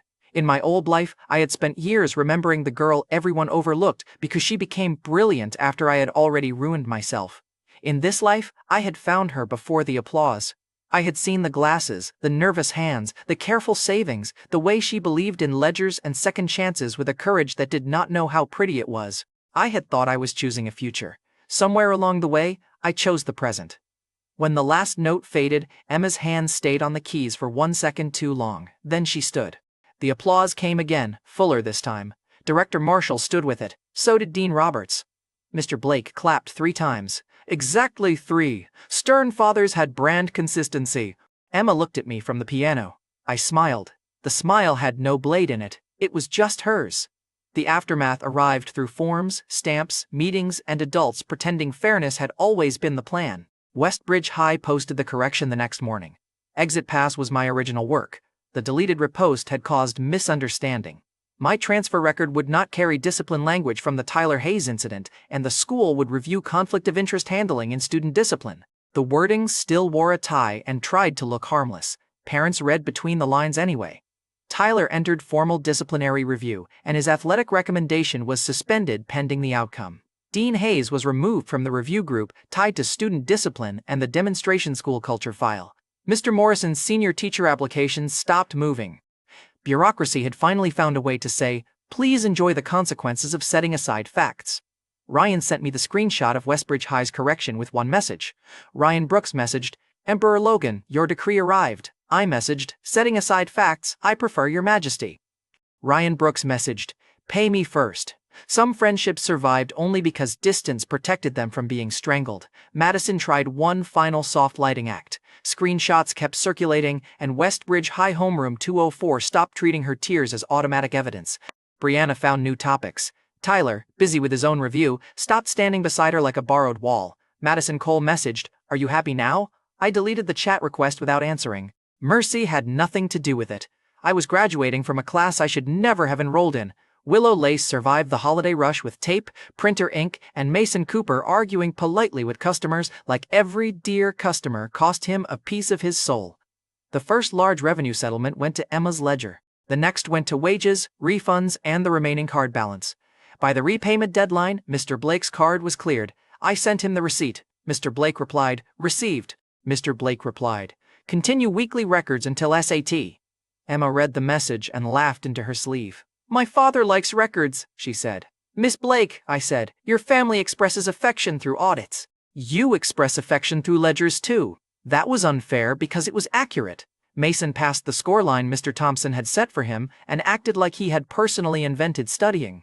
Chloe congratulated him and pretended not to care. Ryan did not transfer to Brookfield High. He did something more shocking and studied for 40 minutes in one sitting. Ms. Anderson replied to his proof with 3 words. Ms. Anderson replied, "More! Tomorrow! Again!" Teacher cruelty remained academically universal. Brookfield High's demonstration school culture review rose. The official praise mentioned literature development, student initiative, anti-fraud response, balanced discipline, and public performance quality. It skipped the part where half the review became a live autopsy of Westbridge High's face-saving habits. Official documents lacked poetry. That was why Exit Pass existed. The final chapter went up 2 nights later. The post left Madison, Tyler, Mr. Morrison, and Dean Hayes unnamed. I wrote about a student who learned that the easiest person to sacrifice was the one who kept volunteering. I wrote about a card trick, a piano bench, a ledger, and a stage where the fact finally stopped leaving the table. The comments exploded. I closed them after 10 minutes. SAT was still coming. Second chances were not free. They were work with better information, so I did simple things repeatedly. Study, update, pack orders, repay debts, walk Emma to the bus stop, stop when she wanted silence, tease her when she looked too serious. Let her tease me back when my low-key behavior once again involved standing beside board leaders in public photos like a humble disaster. One evening after self-study, Emma and I walked past the Brookfield High Literature Board. The repost of Exit Pass was still pinned there, older now, crowded by newer notices. Her piano showcase photo had been added beside it. In the picture, she sat at the bench under the stage lights with her back straight and hands poised, no longer hiding from the room. Emma looked at the photo for a long time. "I was very nervous," she said. "I noticed. You did not hold my hand." I glanced at her. "You were holding your own ground." She looked down. The bracelet slid against her sleeve. Then she reached for my hand herself. The hallway held old posters, quiet windows, my ridiculous second chance, and Emma's fingers fitting between mine in the school that had given me room to become someone else. The first time Tyler Hayes humiliated Madison Cole, I ruined my life trying to save her. This time, I kept my hands in my pockets. I refused to save the girl who used me as a shield. And somehow, with facts on the table, Emma beside me, and my future still ahead, I saved the only life that was actually mine.